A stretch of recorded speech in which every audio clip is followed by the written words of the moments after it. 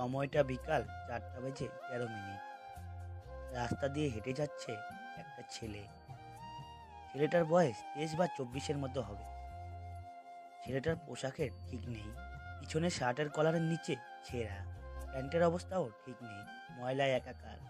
সামনের পথে শিশু খাবার নিয়ে কাড়াকাড়ি করছে। তা দেখে ছেলেটা তাদের কাছে যায় আর গিয়ে বলে, এই কি হয়েছে? এইভাবে খাবার নিয়ে ঝগড়া করছিস কেন তোরা? ভাই দেখো না, আমি কত কষ্ট করে খাবারের টাকা পেয়ে এই খাবারগুলো কিনেছি, কিন্তু তারা খেতে দিচ্ছে না, কেড়ে নিয়ে যাচ্ছে। দাঁড়া তোরা, কেউ কোনো কথা বলবি না। ছেলেটা পকেট থেকে 1000 টাকার একটা বান্ডিল বের করে তাদের তিনজনকে মিল করে দিয়ে দেয়। পথের শিশুরা ছেলেটার কাছে এত টাকা দেখে অবাক। অবাক হওয়ারই কথা। গায়ের কাপড়ের কোনো বাজ নাই, ছেঁড়া প্যান্ট ছেঁড়া শার্ট পরে থাকা ছেলের কাছে এত টাকা কোথা থেকে? যা, আর কোনো ঝগড়া করবি না। ভাইয়া তুমি কে, আর তোমার গায়ের এই অবস্থা কেন? ছেলেটা হেসে বলে, আমি নীল, আর আমার পরিচয় দিয়ে তোরা কি করবি? আমি এতিম, আমার কেউ নেই এই দুনিয়ায়। আমিও তোদের খাতার লিস্টের। তোরা যেমন আমিও তেমন। তাহলে তোমার কাছে এত টাকা কেন ভাইয়া? তুমি তো আমাদের মতো। তারপর ছেলেটা হেসে বলে, আমিও তোদের মতো, কিন্তু টাকায় আমার নেশায় লেগে আছে। টাকা খুব ভালোবাসি। এই দুনিয়ার মানুষ টাকার পিছু ঘুরে দিন শেষ করে, আর টাকা আমার পিছু ঘুরে দিন শেষ করে, বুঝলি? পথের শিশুরা ছেলেটার কথা কিছুই বুঝে না। বুঝবে কিভাবে? তাদের মতো হয়ে ছেলেটার কাছে এত টাকা, তাহলে তাদের কাছে কেন নেই এত টাকা? যা, যে যার কাজে যা, আর ঝগড়া করবি না খাবার নিয়ে, মিলেমিশে খাবি। জি ভাইয়া। তারপর নীল হেঁটে হেঁটে চলে যায় একটা টিনের ঘরে আর গিয়ে চকিতে বসে পড়ে। ছোট একটা ছবি হাতে নিয়ে বসে থাকে চকিতে। মা জানো, তোমার ছেলে এই শহরে পাওয়ারফুল গ্যাংস্টার। তার অনেক টাকা এখন। তুমি চলে গেলে আমাকে একা রেখে। জানো মা, প্রতি রাতে তোমার কথা মনে পড়ে আমার। মনে পড়ে যায় সেই ছোট্টবেলার কিছু স্মৃতি। মনে পড়ে যায় সে অমানুষের কথা। তোমার কষ্টের প্রতিশোধ নিয়েছি আমি। নীল চোখের পানি মুছে পকেট থেকে ফোনটা বের করে তাকে যেন কল করে। ভাই বলো। ফারদিন, কই তুই? ভাই আমি শাপলা চত্বরে আছি। চলে আয় আমার প্রিয় বাসায়, সাথে আলমকেও নিয়ে আসিস। ওকে ভাই। নীল কলটা কেটে চকিতে গা এলিয়ে দেয়। তার কোনো চিন্তা টেনশন নেই, আছে শুধু টাকার গন্ধ। টাকার গন্ধ তার অল টাইম চাই। টাকা ছাড়া তার আর কিছু প্রয়োজন নেই। এমপি, মন্ত্রী, মিনিস্টার তার কাছে কিছুই না। তারপর একটু পরেই আলম ফারদিন চলে আসে। এসে দেখে তাদের ভাই চোখ বন্ধ করে শুয়ে আছে। ডাক দেয় না তারা, দাঁড়িয়ে আছে। চোখ খুললে কথা বলবে, এর আগে কথা বলার সাহস তাদের নেই। 32 মিনিট ফারদিন আর আলম দাঁড়িয়ে থাকে। 32 মিনিট পরে নীল চোখ খুলে দেখে ফারদিন আলম দাঁড়িয়ে আছে। শোয়া থেকে উঠে বিছানায় বসে বলে, আবিরের খোঁজ পেয়েছিস? না ভাই, খোঁজ লাগিয়েছি। ওকে আমার সামনে নিয়ে আসবি রাত 12টার আগে। ওকে আমার চাই তো চাই। ভাই তুমি মাথা ঠান্ডা করো। ভাই মিনিস্টার দেখা করতে চায় তোমার সাথে। তার টেন্ডার নাকি নিতে চায় জোর করে। বলে দে, এখন দেখা করার সময় নেই। ওকে ভাই। এখন যা তোরা, আর আবিরকে খুঁজে বের কর। ওকে ভাই। ফারদিন আলম চলে যায়। সময় রাত 10:09। নীল সিগারেটের জন্য পকেটে হাত দেয়। সিগারেটের প্যাকেট পকেটে আছে, কিন্তু সিগারেট শেষ। তারপর নীল সিগারেটের জন্য রাস্তায় বের হয়। রাস্তা দিয়ে হাঁটা ধরে একটু দূর যেতেই হঠাৎ একটা গাড়ি এসে নীলের জামা কাপড় কাদা দিয়ে মাখিয়ে দেয়। এমনিতেই কাপড়ে ময়লা লেগে আছে, আবার কাদা দিয়ে ভরিয়ে দিয়েছে। নীলের মাথায় রাগ চড়ে যায়। পিছনে হাত দেয় পিস্তলের জন্য। হঠাৎ গাড়ি থেকে একটা মেয়ে নেমে সামনে এসে বলে, সরি, আমি খেয়াল করি নাই।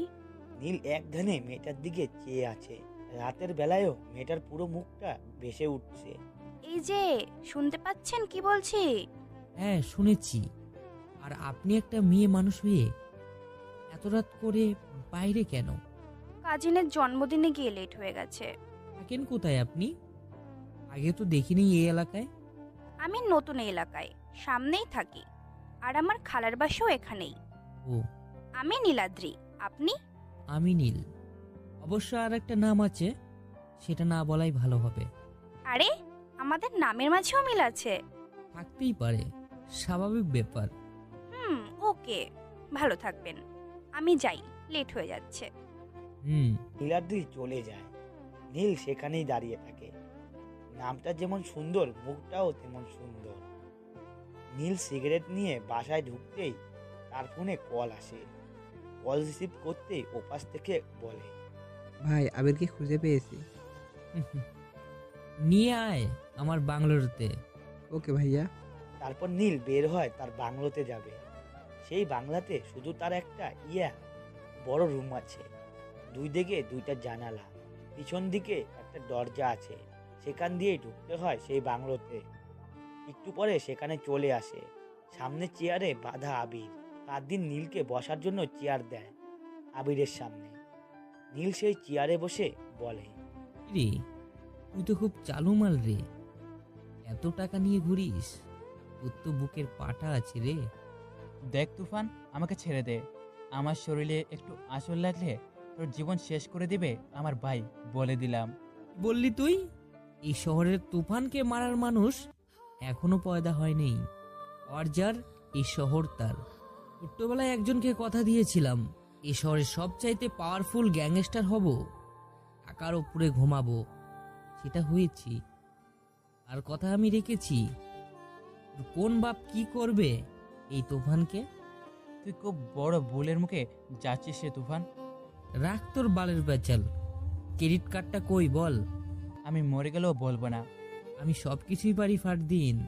জি ভাইয়া। ওকে, চেক কর। ওকে ভাইয়া। দিন আবিরকে চেক করে, কিন্তু ক্রেডিট কার্ড পায় না। ভাইয়া পাচ্ছি না। নীল জোরে জোরে হেসে দেয়। এই হাসি দেখে আবিরের গলা শুকিয়ে যায়। তুফান বলে, গেম ঠান্ডা মাথায় খেলতে হয়, বুঝলি তোরা? দেখ, আমি বের করছি ক্রেডিট কার্ড। তুফান আবিরের পায়ের নিচে জুতায় গুলি করে। তার পায়ের আঙ্গুল থেতলে যায়। নীল তার হাতে জুতার নিচের অংশটা হাতে নিয়ে বলে, ফারদিন, এটাই ক্রেডিট কার্ড। কিন্তু ভাই এটা তো জুতার নিচের অংশ, এখানে ক্রেডিট কার্ড থাকবে কি করে? ভিতরে আঙ্গুল ঢুকিয়ে দেখ, প্লাস্টিকের সব জায়গায় মিশিয়ে রাখা। দিন তাই করে। সত্যি ক্রেডিট কার্ড? তুফান মুচকি এসে বলে, আমি কে তোরা জানিস? তোরা হয়তো এটাও জানিস, আমি ঠান্ডা মাথায় গেম খেলতে পছন্দ করি। জি ভাইয়া। দেখ তুফান, এই টাকা নিয়ে তুই তোর মৃত্যু ডেকে আনিস না। আমার ভাই ডেভিড জানতে পারলে তুই আর এই শহরে জ্যান্ত থাকবি না, বলে দিলাম। বললি তোর ভাই ডেভিড মারবে? হাসি পেল। যা, তোর কাছ থেকে শুধু টাকা নিলাম না, সাথে তোর জীবনটাও নিয়ে নিলাম। এই বলেই তুফান আবিরের কপালে বরাবর গুলি চালিয়ে দেয়। আবিরের লাশটা চেয়ার সহ মাটিতে পড়ে যায়। তুফান মন খুলে হাসে। তুফান বলে, চল আমার রাজপ্রসাদে। জি ভাই চলো। তুফান আর ফারদিন আলম চলে যায় নীলের রাজপ্রসাদে। সেটা রাজপ্রসাদ বললে ভুল হবে। ধরে নিতে পারা যায় সেই বাড়িটা পুরোটাই তুফানের ফিঙ্গারপ্রিন্টের সিস্টেম করা। তুফান সেই বাড়িতে পা রাখলেই বাড়িটাও বুঝে যায় তার বস আসছে। সেই দিন অনেক রাত পরে ঘুমায় তারা তিনজন। সকাল 6টা। বস, আবির ভাই খুন হয়েছে। এই কথা শুনে লোকটার হাত থেকে ফোনটা মাটিতে পড়ে যায়। বস, আপনি শুনতে পাচ্ছেন? বস, বস। আর কিছু উত্তর পায় না ওপাশ থেকে। আবিরের লাশের কথা শুনে তার ভাই হতবস্ত হয়ে পড়ে। কে খুন করেছে তার ভাইকে? সেই লোকটা জোরে জোরে কেঁদে দেয়। কে মেরেছে আমার আদরের ভাইকে? কার এত বড় সাহস ডেভিডের ভাইকে মারার? আশা, তুই বের কর আমার ভাইকে কে মেরেছে। আমি তার মুন্ডুটা চাই। যদি না পাই, তোদের সব কয়টার মৃত্যু ঘটাবো আমি। বস, আমাদের ভালো করে খোঁজ নিতে হবে। তার আগে একটা কথা কিছুতেই ভাবতে পারতেছি না, কার এত বড় সাহস। বস, আমার মনে হয় যে আবির ভাইকে মেরেছে সে সাধারণ কেউ না। আমি কিছু শুনতে চাই না। আমি আমার ভাইয়ের খুনিকে চাই। কার এত বড় সাহস আমার ভাইকে মেরেছে? তার রক্ত দিয়ে আমি গোসল করতে চাই। বস আপনি মাথা ঠান্ডা করেন, আমরা যে করেই হোক তাকে খুঁজে বের করবই। সেদিন ডেভিড তার ভাইকে দফন করে কবরের মাটি ছুঁয়ে কসম করে তার ভাইয়ের খুনের প্রতিশোধ সে নেবেই। অন্যদিকে নীল ঘুম থেকে উঠে ফ্রেশ হয়ে নিচে নেমে আসে আর সোফায় বসে গল্প করছে ফারদিন আর আলম। তারপর তারা নীলকে দেখে দাঁড়িয়ে যায়। তারপর নীল বলে, রে তোরা খেয়েছিস? না ভাইয়া, তোমাকে ছাড়া খাবো তুমি ভাবলে কি করে বলো তো? হয়েছে, আয় এখন খাবো। তারপর তারা খেয়ে সোফায় বসে গল্প করে। একটু পর ফারদিন আলম চলে যায়। তারপর নীল রুমে চলে যায়। রুমে যেতেই তার ফোনে একটা SMS আসে, আর SMSটা ওপেন করে নীল পুরাই অবাক। কালকের রাতের কিছু ছবি আবিরকে মারার সময় কেউ তুলেছে। নিচে ছোট করে লেখা, ওয়েলকাম ঠান্ডা মাথার গেমার মিস্টার তুফান ওরফে নীল। তারপর নীল ভয় পায়, তার গোপন নাম জানে কিভাবে। নীল তাড়াতাড়ি করে সেই নাম্বারে কল করে আর অবাক হয় নাম্বারটা বন্ধ পেয়ে। এ আমার সাথে এমনটা করতে পারে? নীলকে অনেক ভাবাচ্ছে এই বিষয়টা। নীল ভেবে পাচ্ছে না। আমার বাংলোর খোঁজ তো কেউ জানে না, তাহলে কে আমার সেখানে গিয়ে ছবি তুলতে পারে? ধুর, আর ভাবতে পারছি না। যে করেই হোক বের করতে হবে সে কে হতে পারে। আমার ভাইকে যে মেরেছে তার মৃত্যু আমি নিজের হাতে দেব। ডেভিডের সাথে কেউ শত্রুতা করলে তার মৃত্যু নিশ্চিত। আসাদ, এই শহর তন্ন তন্ন করে খোঁজ, কে মেরেছে আমার ভাইকে। আমি তার রক্ত দিয়ে গোসল করব। জি বস, আমরা খোঁজ লাগিয়েছি। সময় বিকাল 5টা। নীল বাহিরে টং দোকানে বসে সিগারেট টেনেই যাচ্ছে। তার আশেপাশে কি হচ্ছে তার কোনো মাথা ব্যথাই নেই। হঠাৎ তার কানে ভেসে আসে কিছু পোলাপানের বাজে কিছু কথা। নীল সেদিকে তাকিয়ে দেখে একটা মেয়েকে কিছু ছেলে বাজে কথা বলছে, আবার ওন্না ধরে টানও দিচ্ছে। তারপর নীল এগিয়ে গিয়ে বলে, কি হয়েছে এখানে? আর তোরা মেয়েটাকে এসব বলছিস কেন? এই তুই কে রে? তোকে বলতে হবে কেন? আমার শহরে এসব করিস, আবার আমাকেই বলছিস কেন বলতে হবে? দেখ, ভালো করে বলছি, চলে যা এখান থেকে। না গেলে কি করবি? মেরে মাটিতে পুঁতে ফেলবো। নীল একটা ছেলের কলার টেনে কানে কানে বলে, পাওয়ারফুল গ্যাংস্টার তুফানকে মাটিতে পুঁতে ফেলবি? ছেলেটা চোখ বড় করে তাকায় তার দিকে আর হুমড়ি খেয়ে পড়ে নীলের পায়ে। ভাই মাফ করে দিন, আমরা বুঝতে পারি নাই এ জীবনে আর এমন করব না। এখন থেকে নারীদেরকে সম্মান দিব। ভাই এবারের মতো মাফ করে দিন। যা। ছেলেগুলো দৌড়ে পালিয়ে যায়। নীল মুচকি এসে সেখান থেকে এসে আবার টং দোকানে বসে আর একটা সিগারেট জ্বালায়। রাত 10টা। ডেভিড বসে আছে সোফায়, সাথে আসাদ দাঁড়িয়ে আছে। ডেভিড বলে, আমার শহরে কে আছে যে আমার ভাইকে মারতে পারে? আমি তাকে দেখতে চাই। তার কলিজাটা আমি আমার নিজের হাতে টেনে বের করব। বস আপনি কাল থেকে কিছুই মুখে দেন নাই, কিছু খেয়ে নিন, না হলে অসুস্থ হয়ে পড়বেন। রাখ তোর খাওয়া।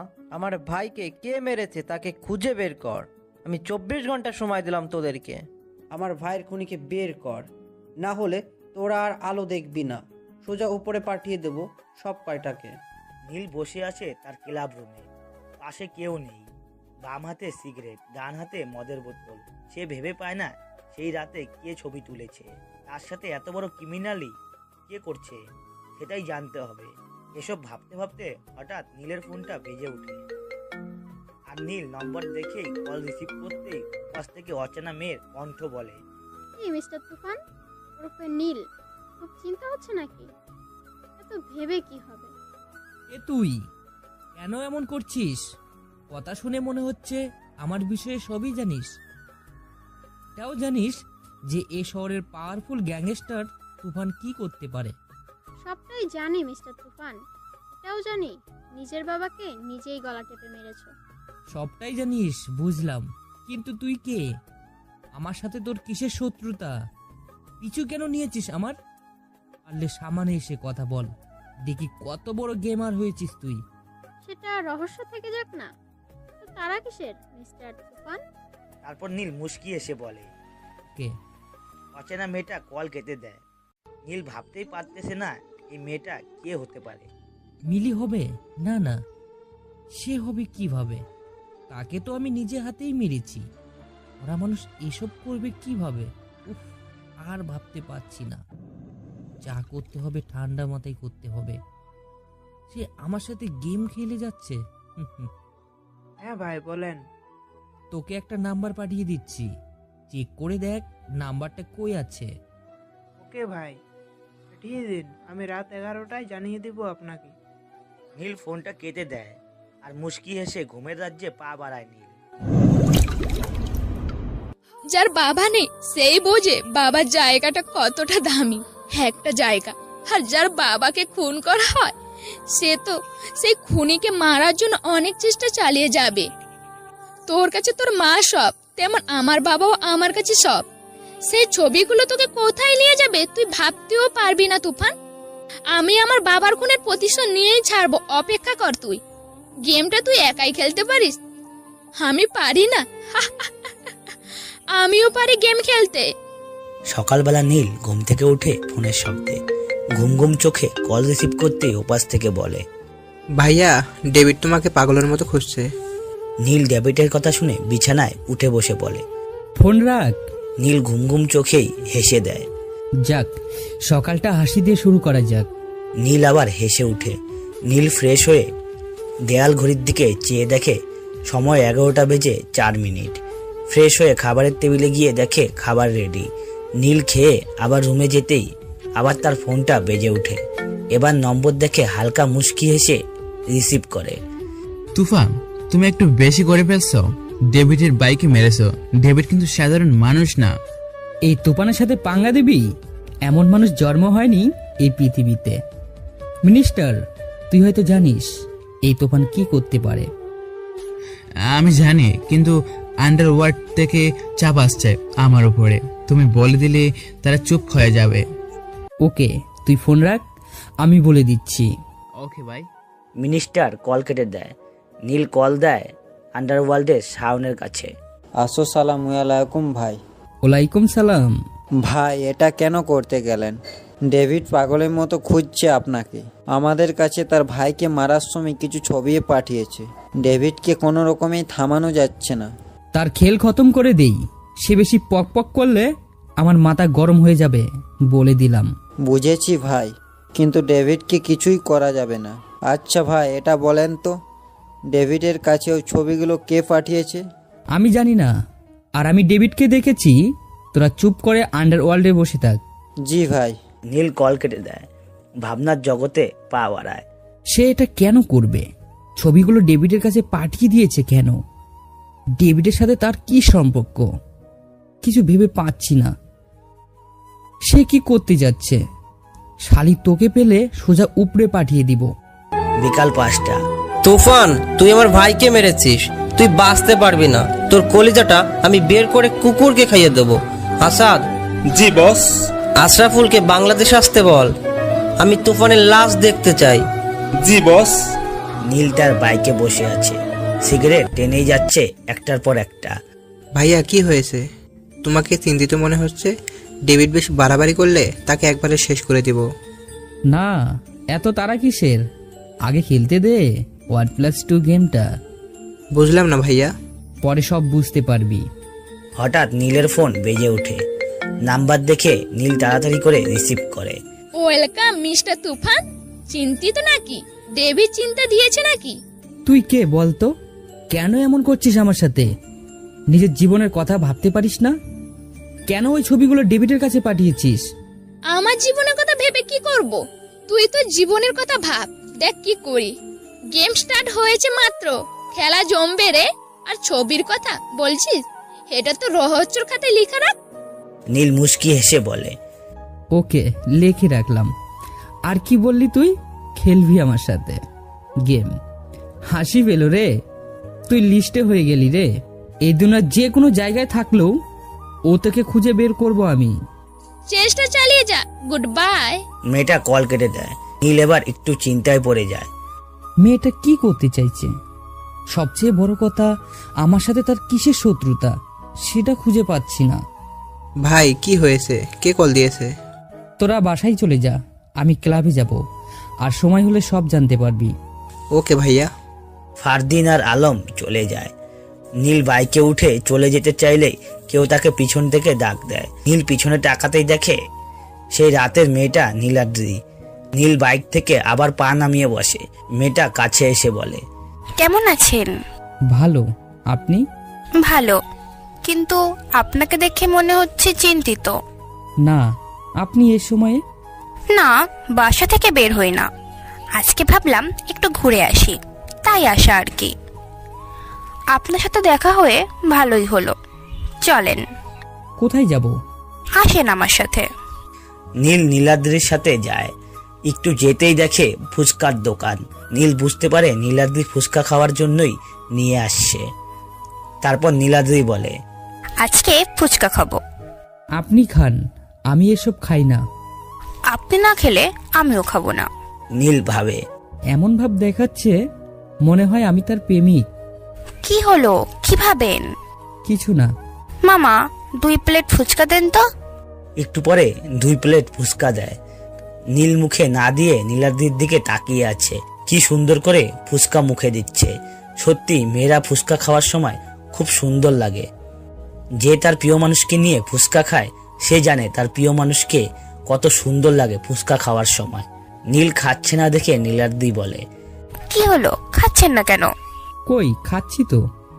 আমার জীবনে ভালোবাসা নামকটা নেই। কোনো গ্যাংস্টার জীবনে ভালোবাসা থাকে না, তারা মৃত্যুর মুখে থাকে। কখন কোন দিক দিয়ে গুলি এসে বুকে লেগে মরা লাশটি মাটিতে পড়ে থাকবে বলা যায় না। তাই ভালোবাসা নামক জিনিসটা গ্যাংস্টারের জীবনে থাকে না। আমি আর খেতে পারবো না। মাত্র এইটুকু খেয়ে আর খাবেন না? ওকে, দাঁড়ান, বিলটা দিয়ে আসি। না, আমি বিল দিয়েছি, আপনার দিতে হবে না। চলেন, আপনাকে বাসায় নামিয়ে দিয়ে আসি। চলেন। নীল নীলাদ্রিকে নিয়ে বাইকে উঠে নীলাদ্রিকে বাসায় নামিয়ে দিয়ে চলে আসে ক্লাবে। রাত 10:12। নীল বসে আসে ক্লাবে, সিগারেট হাতে। চারপাশটা নাচে গানে ভরে উঠেছে। নীল উঠে বাইরে এসে বাইকে উঠে বাইক চালাতে থাকে বাসার উদ্দেশ্যে। একটু যেতেই সামনে কিছু ছেলে পেলে রাস্তা ব্লক করে তার বাইক আটকায়। নীল বাইক থেকে নেমে বলে, কি হয়েছে ভাই, রাস্তা ব্লক করে দাঁড়িয়ে আছেন কেন? তোর জানটা নেওয়ার জন্য দাঁড়িয়ে আছি রে। নীল মুস্কি হাসে। এই হাসির কারণটা হয়তো তাদের জীবনটা কেড়ে নেওয়ার কারণ। তাই নাকি? এই কয়জনে আমার জীবন নিবি? আমরা আছি 11 জন, আর তুই একা। ফুসকে একটা ছেলে তুই, তোকে মারতে আমি একাই যথেষ্ট রে। নীল এবার জোরে জোরে হেসে ওঠে। তারা নীলের হাসি দেখে একটু ভয় পায়। তাহলে আয়, দেরি করছিস কেন? প্রথম ছেলেটা হকি স্টিক নিয়ে নীলের সামনে গিয়ে বাড়ি দিতে যাবে। এই মুহূর্তে নীল ঘুরিয়ে তার বুকে একটা লাথি মারে। ছেলেটা ছিটকে পড়ে যায়। সাথে থাকা ছেলেগুলো 4 কদম পিছিয়ে যায়। প্রথম ছেলেটা মাটি থেকে উঠে বলে, এই তোরা দাঁড়িয়ে কি দেখছিস? শালাকে মেরে মাটিতে পুঁতে ফেল। সবগুলো ছেলে যায় নীলকে মারার জন্য। নীল পেছন থেকে 9mm ক্যালিবারের 2টা পিস্তল 2 হাতে নিয়ে ডাইরেক্ট সব কয়টার কপাল বরাবর শুট করে দেয়। সব কয়টার লাশ পড়ে যায়। বেঁচে আছে শুধু প্রথম ছেলেটা। নীল বলে, কিরে আয়, মারবি না আমাকে? ছেলেটা নীলের পায়ে পড়ে যায়। ভাই আমাকে মাফ করে দেন, আমি বুঝতে পারিনি। আমার জীবনটা ভিক্ষা দেন, আমি এই জীবনে এই ভুল করব না। নীল মুস্কি হেসে বলে, কে পাঠিয়েছে তোদেরকে? ভাই আমি বলতে পারবো না, বললে ওরা আমাকে মেরে ফেলবে। আর এখন আমাকে না বললে আমি তোকে মেরে ফেলবো। ভাই মাফ করে দিন, আর এমনটা করব না। নীল ছেলেটার পায়ে গুলি করে ছেলেটা চিৎকার করে বলে, বলছি ভাই বলছি, আমাকে মারবেন না। আমি বলছি কে পাঠিয়েছে। বল। ডেভিড ভাই পাঠিয়েছে আমাদেরকে আপনাকে মারার জন্য। নীল হেসে বলে, আমাকে মারার সাহস এই পৃথিবীতে কারো হয়নি। এই পাওয়ারফুল গ্যাংস্টার তুফানকে মারার মতো মানুষ এই দুনিয়ায় পয়দা হয়নি এখনো। ছেলেটা তুফান নাম শুনে অজ্ঞান হওয়ার উপক্রম। তার গলা শুকিয়ে যায়। ভাই এবারে মতো মাফ করে দিন, আমি বুঝতে পারিনি। এই তুফানকে যে মারার চেষ্টা করে তাকে আমি বাঁচিয়ে রাখি না। ও পারে ভালো থাকিস। এটা বলেই নীল তার কপাল বরাবর গুলি করে। ছেলেটার নিথর দেহটা মাটিতে লুটিয়ে পড়ে। নীল মুচকি হেসে বাইকে বসে। ফুল স্পিডে বাইক চালিয়ে তার বড় বাসায় চলে আসে। ফ্রেশ হয়ে বিছানায় বসতেই নীলের ফোনটা বেজে ওঠে। রিসিভ করতেই ওপাশ থেকে কেউ একজন বলে, ভাই, আপনি যে নাম্বারটা দিয়েছিলেন সেই নাম্বার এখনো সিম কোম্পানিতে তৈরি করে নাই। এই নাম্বারের কোনো ক্লু পাইনি। এটা কিভাবে সম্ভব? তাহলে এই নাম্বার থেকে কল আসে কিভাবে? ভাই, এটা হয়তো নেট কালেকশন নাম্বার থেকে দিতে পারে, যা বুঝেছি আমি। ওকে, চেষ্টা চালিয়ে যা তুই। কোনো কিছু পেলে আমাকে সাথে সাথে জানাবি। জি ভাই। নীল কল কেটে দেয় আর ভাবনায় পড়ে যায় নীল। এটা কিভাবে সম্ভব? একটা নাম্বার দিয়ে SMS আসে, কলও আসে, তাহলে সেই নাম্বারটা কোম্পানিতেই নেই? ধুর, মাথা ব্যথা হয়ে যাবে আমার এসব ভাবতে ভাবতে। সে কে? কি চাই আমার কাছে? আমি তার কি ক্ষতি করেছি? আমার পিছু কেন নিয়েছে সে? আমার সাথে তার কিসের শত্রুতা? যে হোক না কেন, আমি তাকে খুঁজে বের করবই। এই তোফানের সাথে যে লাগতে আসে তার মৃত্যু নিশ্চিত।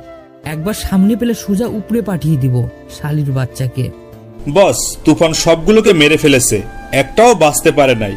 রাস্তার কুকুরগুলো সেই লাশগুলোকে উধাও করে ফেলেছে, একজনের লাশও পাওয়া যায় নাই। তুফানকে এভাবে কিছু করা যাবে না, তাকে মারতে হলে মাথা খাটিয়ে মারতে হবে, ঠান্ডা মাথায় প্ল্যান করে তাকে মারতে হবে। আর আশরাফুল কি বলছে? সে কবে বাংলাদেশে আসবে? বস, 3 দিন পরে আসবে ছোট সাহেব। ওকে, আসুক আমার ছেলে। পরে তুফানের মৃত্যু আমি আমার নিজের হাতে দেব। আমার ভাইকে মারার প্রতিশোধ আমি নিজের হাতে নেব। 10 কোটি টাকা এবং ক্রেডিট কার্ড নিয়েছে আমার ভাইয়ের কাছ থেকে। 10 কোটি টাকার বদলে আমি তার কাছ থেকে তার জীবনটা কেড়ে নেব। বস, ছবিগুলো যে পাঠিয়েছে সে কে? আপনি তাকে চিনেন? না, আমি তাকে চিনি না, কিন্তু সে ভালো কাজ করেছে।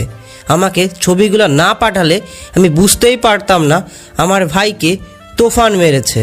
ঠিক বলেছেন বস, কিন্তু সে কিভাবে ছবিগুলো তুলেছে আর আপনাকেই বা কিভাবে চিনে? আমার মনে হয় তুফানের সাথে তার শত্রুতা আছে, না হলে সে তার ছবিগুলো আপনার কাছে পাঠাবে কেন? যে কোনো একটা শত্রুতা আছে তাদের মাঝে। আমিও তাই ভাবছি, সে আমাকে কিভাবে চেনে? আমার শুধু তুফানকে চাই, তার লাশটা আমি দেখতে চাই। আমি এই দুনিয়ায় একা হয়ে গেলাম, আমার কেউ নেই। আমাকে জন্ম দেওয়ার সময় আমার মা মারা গেল, আর একজন ছিল তাকেও মেরে ফেলা হয়েছে। বাবার খুনের প্রতিশোধ আমি নিয়েই ছাড়বো। তুফান, তুই অপেক্ষা কর, খুব শীঘ্রই দেখা হচ্ছে তোর সাথে। সেদিন হয়তো তুই মরে যাবি, আর আমি তোর মরা দেখে আমি আনন্দে নিব। সবচেয়ে আপন মানুষ ফ্যামিলিতে বাবা মা, আর তারাই যদি এই পৃথিবীতে না থাকে তাহলে কিসের জীবন? মা ডাকার মতো কেউ নেই। এতিমের খাতায় নাম দিতে হয়েছে এক অমানুষের কারণে। আমি আমার মাকে অনেক ভালোবাসতাম, এক অমানুষের কারণে আজ আমার মাকে আমি হারিয়েছি। পাইনি আমার মায়ের আদর। যখন আমার মায়ের কথা মনে হয় খুব কষ্ট হয়। মা, তুমি কি আমার কথা শুনতে পাচ্ছ? আমি ভালো নেই মা। উপরে হাসি খুশি, ভিতরটা কান্নায় ভরে থাকে সব সময়। মানুষের প্রেম ভালোবাসা কষ্ট পেয়ে রাতের পর রাত কান্না করে বালিশ ভেজাই, আর আমি তোমার জন্য কান্না করে বালিশ ভেজাই মা। রাত 2:47 নীল ঘরে বসে বসে তার মায়ের ছবির সাথে কথা বলে। চোখের জল মুছে পকেটে হাত দিয়ে দেখে সিগারেট নেই। বিছানা থেকে উঠে মেডচিপের ভিতর থেকে 3 প্যাকেট সিগারেট নিয়ে আবার বসে খাটে। সিগারেট জ্বালাতে যাবে এমন সময় নীলের ফোনটা বেজে ওঠে। নীল নাম্বারটা দেখে মুচকি হাসে আর রিসিভ করতেই ওপাশ থেকে বলে, খুব বড় গেমার হয়ে গেছিস তুই, তাই না? আমার ভাইকে মেরে তুই খুব বড় একটা ভুল করেছিস। এর ফলাফল খুব ভয়াবহ হবে রে। তুই কি মনে করেছিস আমি কিছুই বলবো না? তুই ভালো করেই জানিস এই ডেভিড কি করতে পারে। আজেরা পেছাল পড়ার জন্য কল দিয়েছিস নাকি? পাওয়ারফুল গ্যাংস্টার তুফান কি করতে পারে তুই ভালো করেই জানিস। ডিব্বার বাচ্চা, আমার সাথে লাগতে আসিস না, আগুনে পা রাখতে যাস না, পাশ ও শরীরটা পুরো ছাই হয়ে যাবে। নীল রেগে কল কেটে দেয়। সকাল 11টা। আমার কি হয়েছে? আমি সারাদিন ওই ছেলেটার কথা ভাবি কেন? নাকি প্রেমে টেমে পড়ে গেলাম? ফোনও করতে পারছি না। নাম্বারটা তো নিয়েছি, বলেছি পরে ফোন করব। কিন্তু আর ফোন করিনি, ভয় লাগে যদি কিছু বলে। নীলাদ্রি এসব কথা নিজে নিজেই বলে, আবার হাত দিয়ে মুখ ঢেকে রাখে। কথায় আছে না, লজ্জা নারীর ভূষণ। নিজে নিজে বলছে, আবার নিজে নিজেই লজ্জা পাচ্ছে। হয়তো নীলাদ্রির মনে নীলকে নিয়ে ভাবনা হচ্ছে। নীল বসে আছে সোফায়, পাশে ফারদিন আলম দাঁড়িয়ে আছে। নীল বলে, এতিমখানায় খাবার দিয়েছিস?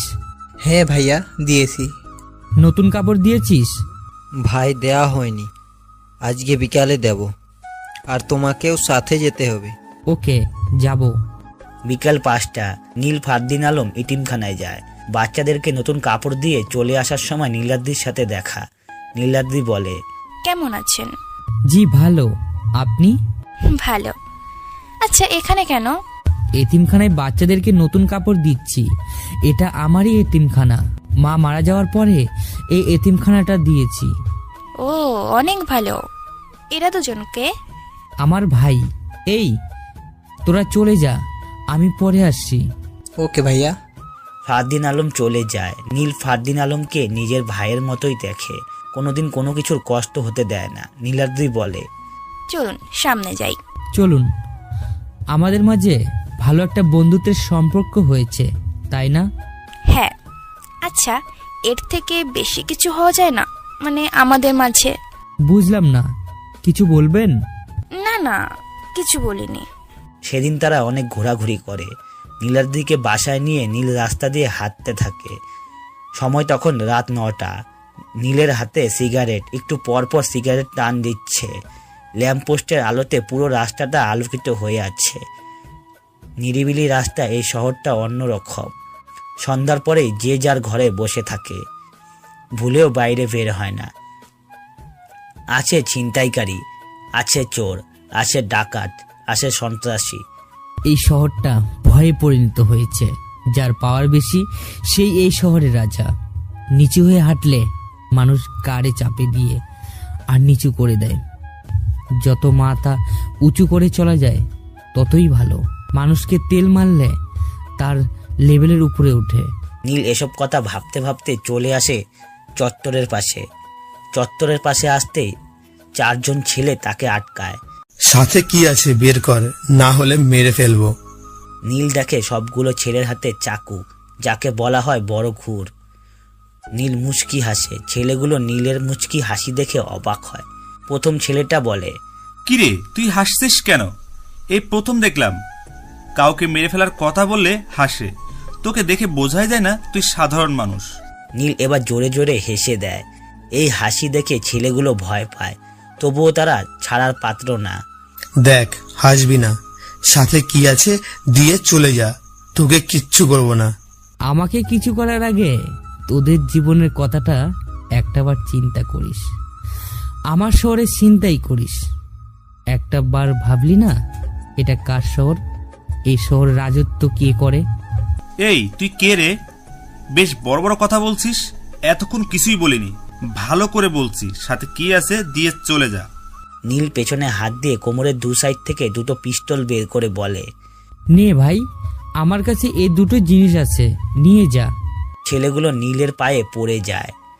ভাই মাফ করে দেন আমাদেরকে, আমরা চিনতে পারিনি। ভাই, আমাদের জীবনটা ভিক্ষা দিন। এই জীবনে চিন্তাই করব না, প্লিজ ভাই মাফ করে দিন। এই তুফান কাউকে মাফ করে না। যে এই তুফানের সাথে গলা উঁচু করে কথা বলে, মারার হুমকি দেয়, তাকে কখনো এই তুফান বাঁচিয়ে রাখে না। তোরাও বাঁচতে পারবি না। প্রে, ভালো থাকিস, গুড বাই। এটা বলে 4টে বুলেট 4জনের মাথায় ভরে যায়। 4জনের লাশ পড়ে থাকে রাস্তায়। নীল শুনতে পায় একটু দূরেই কুকুরের ডাক। ভালোই হলো, কুকুরগুলো তাদের খাবার পেয়ে গেছে। নীল সেখান থেকে চলে আসে বাসায়। এসেই বিছানায় গা এলিয়ে দেয়, সাথে সাথে ঘুমিয়ে পড়ে। রাত 2টায় নীলের ঘুম ভাঙে ফোনের শব্দে। ঘুম ঘুম চোখে ফোন রিসিভ করতে ওপাশ থেকে বলে, হাই তুফান, ঠান্ডা মাথা গেম আপ। কেন ফোন করেছিস তুই? আর তুই কে? হ্যাঁ, মানুষের বাচ্চা হলে সামনে এসে কথা বল, দেখি কত বড় বুকের পাটা তোর। আরে আরে আরে, এত অস্থির হচ্ছে কেন? কিছু পেতে হলে অপেক্ষা করতে হয়। অপেক্ষা করো, শীঘ্রই দেখা হবে।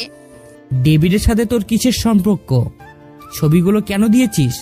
এটা ছোট একটা গেম খেললাম তোমার সাথে। নীলের ঠোঁটে মুচকি হাসি।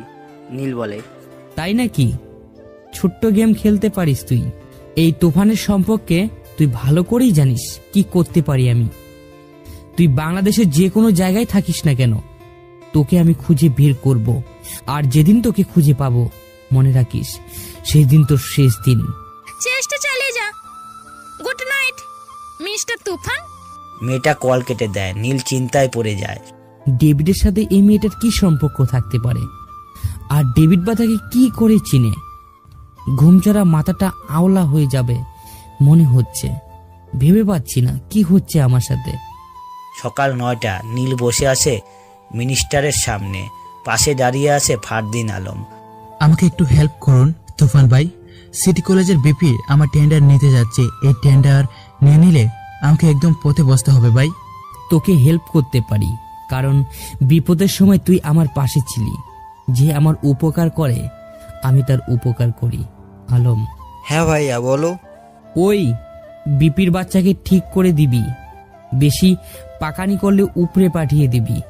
ভাই কি বলে যে আপনাকে ধন্যবাদ দেব?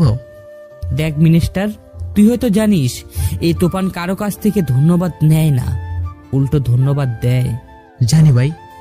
আমি গেলাম, আর ফারদিন আলম কাজ শেষ করে বাসায় চলে যাবি। আমি রাতে আসব। ওকে ভাইয়া। নীল মিনিস্টারের বাসা থেকে বের হয়ে চলে যায় ক্লাবে। মাথায় যতক্ষণ মদের নেশা থাকে, পুরনো স্মৃতি ভুলে থাকি। মানুষ ভালোবাসে ভালো কিছু, আর আমি ভালোবাসি মদকে, যেটা আমার অতীত ভুলে থাকতে সাহায্য করে। এটা আমার বন্ধু, এটাই আমার ভালোবাসা। এই আমাকে কোথায় নিয়ে যাচ্ছিস তোরা? আর কে তোরা? দেখ ছেড়ে দে বলছি। শালা বিপির বাচ্চা, বেশি বেড়ে গেছিস তুই, তাই না? কে তোরা? আমাকে এখানে নিয়ে এসেছিস কেন? তোর জানটা নেওয়ার জন্য নিয়ে এসেছি। আমার অপরাধ কি? কেন আমাকে মারতে চাও তোমরা? শালা মরার কথা শুনে মুখ দিয়ে তুমি বের হয়, এতক্ষণ তুই করে বলছিস। আমাকে মেরো না প্লিজ। কি অপরাধ আমার বলো? মিনিস্টারের টেন্ডার নিতে চাস কেন? জানিস না মিনিস্টার তুফান ভাইয়ের লোক? অনেক পাওয়ার হয়েছে তোর, তাই না? আজকে পাওয়ার বের করব তোর। ভাই আমার ভুল হয়ে গেছে, আমি বুঝতে পারিনি মিনিস্টার তুফান ভাইয়ের লোক। ভুল হয়ে গেছে ভাই, এবারের মতো মাফ করে দাও। আর কখনো কোনোদিন রাজনীতি টেন্ডার নিয়ে ঝামেলা করব না। তুই আজকের পর থেকে রাজনীতি করবি না, কলেজের বিপির মতোই থাকবি, কলেজের ছাত্র ছাত্রীদেরকে সাহায্য করবি। ঠিক আছে ভাই, যা। বিপি দৌড়ে পালায়। এটার দিকে ফারদিন আলম হেসে চলে যায় বাসায়। রাত 10:23। ডান হাতে মদের বোতল, বাম হাতে সিগারেট টান দিচ্ছে আর ধোঁয়া উপরে ছেড়ে দিচ্ছে।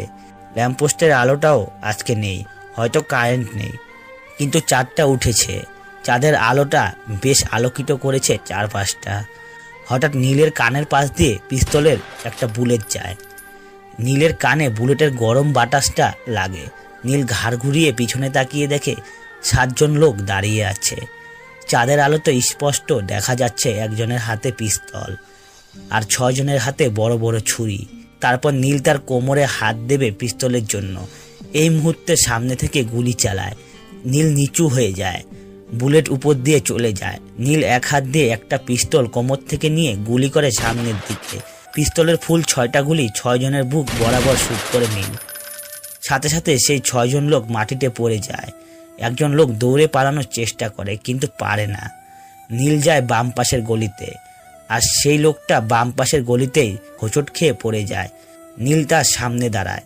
ছেলেটা নীলের পা থেকে মাথা পর্যন্ত দেখে। নীল বাম হাত দিয়ে কোমরের বাম পাশের পিস্তলটা হাতে নিয়ে বলে, কে তোরা? আর আমাকে মারার চেষ্টা করছিস কেন? কে পাঠিয়েছে তোদেরকে? আমি বলবো না। ভালো করে বলছি, বল কে পাঠিয়েছে? আমি বলতে পারবো না। নীল লোকটার হাঁটুর উপরে একটা গুলি করে। লোকটা চিৎকার করে ওঠে, বল কে পাঠিয়েছে? ভাই আমাকে মারবেন না, আমি বলছি কে পাঠিয়েছে। ম্যাডাম হঠাৎ একটা গুলি এসে লোকটার মাথার পিছনে লাগে। নীল সামনে তাকিয়ে দেখে একটা বাইক ফুল স্পিডে চলে যাচ্ছে। নীল চাইলেও কিছু করতে পারবে না। কে হতে পারে? আর আমি এই রাস্তা দিয়ে যাচ্ছি, সে বা কি করে জানে? আর এত দূর থেকে গুলিটা কপালে এসে লাগলো। এটা প্রশিক্ষণ ছাড়া তো সম্ভব না। তাহলে কিসে প্রশিক্ষণপ্রাপ্ত কেউ? আর আমাকেই বা কেন মারতে চায়? আমার সাথে কি হচ্ছে এসব কিছুই বুঝতে পারছি না। সাবধান হতে হবে আমাকে। আর কে আমার সাথে এমনটা করতে পারে এটা বের করতেই হবে। নীল সেখান থেকে তার ছোট বাসায় চলে আসে। এসে চৌকিতে বসতেই নীলের ফোন বেজে ওঠে। নাম্বার দেখে রিসিভ করতেই উপাস থেকে বলে, এবারে যাত্রায় বেঁচে গেলি। ভালো করে শুনে রাখ, সামনে যাতে আর বেঁচে থাকবি না। ও, তোর কাজ এটা? তুই মেয়ে হয়ে এটা কেন করছিস? আমার সাথে তোদের কিসের শত্রুতা? দেখ, ভালো করে বলি, আমার সাথে লাগতে আসিস না। তোকে যদি পাই জ্যান্ত পুঁতে ফেলবো। আরে তুই আমার কিছু করতে পারবি না। একটা কথা মনে রাখিস, তুই চলে ডালে ডালে আর আমি চলি পাতায় পাতায়। আমার কাছ থেকে আমার সবচেয়ে প্রিয় জিনিসটা তুই কেড়ে নিয়েছি। তোকে আমি ছাড়বো না তুফান। অপেক্ষা কর, তোর মৃত্যুটা খুব শীঘ্রই হবে। নীল মুচকি হেসে বলে, ওকে, অপেক্ষায় আছি। মেয়েটা ফোন কেটে দেয়। তার প্রিয় মানুষকে আমি কেড়ে নিয়েছি মানে? কি বললো মেয়েটা? উফ, মাথাটা ব্যথা হয়ে যাচ্ছে, কিছুই বুঝতে পারছি না। বুঝেছি, ঠান্ডা মাথায় গেম শুরু করতে হবে। সে আমার সাথে গেম খেলে যাচ্ছে। আর না, এবার শুরু আমার গেম খেলা। তুফান, তোর জীবনটাই আমি বরবাদ করে দিব। আপনজন হারানোর কষ্টটা খুব মারাত্মক রে। আমার কাছ থেকে তুই আমার বাবাকে কেড়ে নিয়েছিলি, তাই শাস্তি তো তোকে পেতেই হবে। আর সেই শাস্তিটা হবে তোর মৃত্যুতে। সেই দিনটার আর বেশি দিন বাকি নেই। সকাল 9:29। নীল ঘুমিয়ে আছে তার ছোট ঘরে। বাইরে অনেক চিৎকার চেঁচামেচির জন্য নীল ঘুমাতে পারছে না। নীল ঘুম থেকে উঠে দরজা খুলে বাইরে তাকিয়ে দেখে প্রথম দিনের সেই 3জন পথ শিশু আজও খাবার নিয়ে ঝগড়া করছে। ওই, তোরা আমার খাবার নিচ্ছিস কেন? আমি সারাদিন ধরে খুব কষ্ট করে টাকা পেয়ে খাবারগুলি কিনেছি। তোরা সব নিয়ে গেলে আমি কি খাবো? তোর খেতে হবে না, তুই সারাদিন আমাদের থেকে বেশি টাকা পাস। এই খাবারগুলো আমাদের দুজনকে দে, আমরা আজকে কম টাকা পেয়েছি। আমরা মিলেমিশে খাই, জোর করে নিচ্ছিস কেন? নীল এসব দেখে বাইরে এসে তাদেরকে বলে, কিরে, তোদেরকে না বলেছিলাম খাবার নিয়ে ঝগড়া করবি না, মিলেমিশে খাবার খাবি? তাও আবার ঝগড়া করছিস কেন? ভাইয়া, তুমি ওই দিন বলছো মিলেমিশে খেতে, কিন্তু তারা মিশে খেতে চায় না। দেখো না, আমার থেকে আমার খাবারগুলো জোর করে নিয়ে যাচ্ছে। প্রতিদিন ওরা এমন করে আমার সাথে। আয় আমার সাথে। কোথায় যাব ভাইয়া? চল, গেলেই বুঝতে পারবি। নীল তাদেরকে নিয়ে ছোট ঘরে যায়। সেখানে গিয়ে নীল কাপড় গায়ে দিয়ে বের হয় হোটেলে যাবে বলে তাদেরকে নিয়ে। সামনের হোটেলে গিয়ে তাদেরকে পেট ভরে খাওয়ায়। তারা খেয়ে বলে, ভাইয়া তুমি খাবে না? হ্যাঁ, আমি পরে খাবো। ভাইয়া তুমি কি ওই ছোট ঘরে থাকো? মাঝে মাঝে থাকি। ভাইয়া, সেদিন দেখলাম তোমার গায়ে কাপড়ের অনেক ময়লা। আজকে তো দেখি খুব দামি কাপড় পরেছো। এটা তোরা বুঝবি না। আর শুনে যা, আবার দেখা হলে তোদেরকে খাওয়াবো। এখন যা, কেউ কারোর সাথে ঝগড়া করবি না বলে দিলাম। আচ্ছা ভাইয়া। নীল হোটেল থেকে বের হয়ে রাস্তায় আসতেই দেখে সামনে নীলাদ্রি। নীলাদ্রিও নীলকে দেখে খুব খুশি হয়। সামনে গিয়ে বলে, এখানে কেন? না, ওই যে ওদেরকে খাইয়েছি। প্রতিদিন খাবার নিয়ে ঝগড়া করে, তাই আজকে খাইয়েছি পেট ভরে। অনেক ভালো একটা কাজ করেছেন। আপনি এ সময় এখানে কেন? পার্লারে গিয়েছিলাম, তাই হঠাৎ দেখা হয়ে গেল আপনার সাথে। ভালো হলো। চলুন, আজকে আমি আপনাকে ফুচকা খাওয়াবো। নীলাদ্রি খুশি হয়ে বলে, চলুন। এভাবে নীল নীলাদ্রির সাথে চলতে চলতে নীলাদ্রির উপর দুর্বল হয়ে পড়ে। নীলাদ্রিও নীলের উপর আগে থেকেই দুর্বল। এখন তারা দুজন দুজনকে তুমি করে বলে। হঠাৎ একদিন নীলাদ্রি নীলকে রাত 11টায় ফোন করে বলে, নীল, তোমাকে আমার কিছু কথা বলার ছিল। বলো। না না, ফোনে বলতে পারবো না। তাহলে কিভাবে বলবে? দেখা করো আমার সাথে। কোথায় বলো? কাল বিকেল 5টায় শাপলা চত্বরের পাশে একটা কফি শপ আছে না, ওখানে দেখা করব। আচ্ছা ঠিক আছে, বাই। বাই। নীল ফোন কাটতেই আবার ফোনটা বেজে ওঠে। স্ক্রিনের উপর চেয়ে দেখে আলম ফোন করেছে।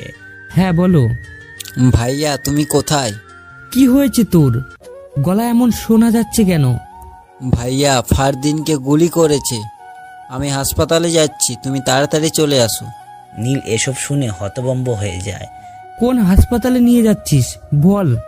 ভাইয়া জেনারেল হাসপাতালে চলে আসো তাড়াতাড়ি। আমি এখনই আসছি। নীল তাড়াহুড়ো করে হসপিটালে চলে যায়। সেখানে গিয়ে দেখে আলম বাইরে বসে কান্না করছে। নীল তার কাছে যায়। ভাই ফারদিনকে তালা গুলি করেছে। ভাই তুমি একটা কিছু করো। কে করেছে গুলি? খুলে বল।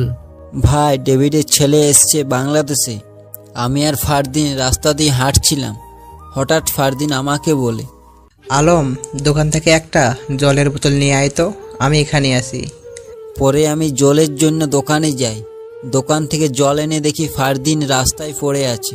একটু দূরে দেখি ডেভিডের ছেলে আশরাফুল সাথে ছেলে ফেলে নিয়ে চলে যাচ্ছে, তার হাতে পিস্তল ঘোরাতে ঘোরাতে।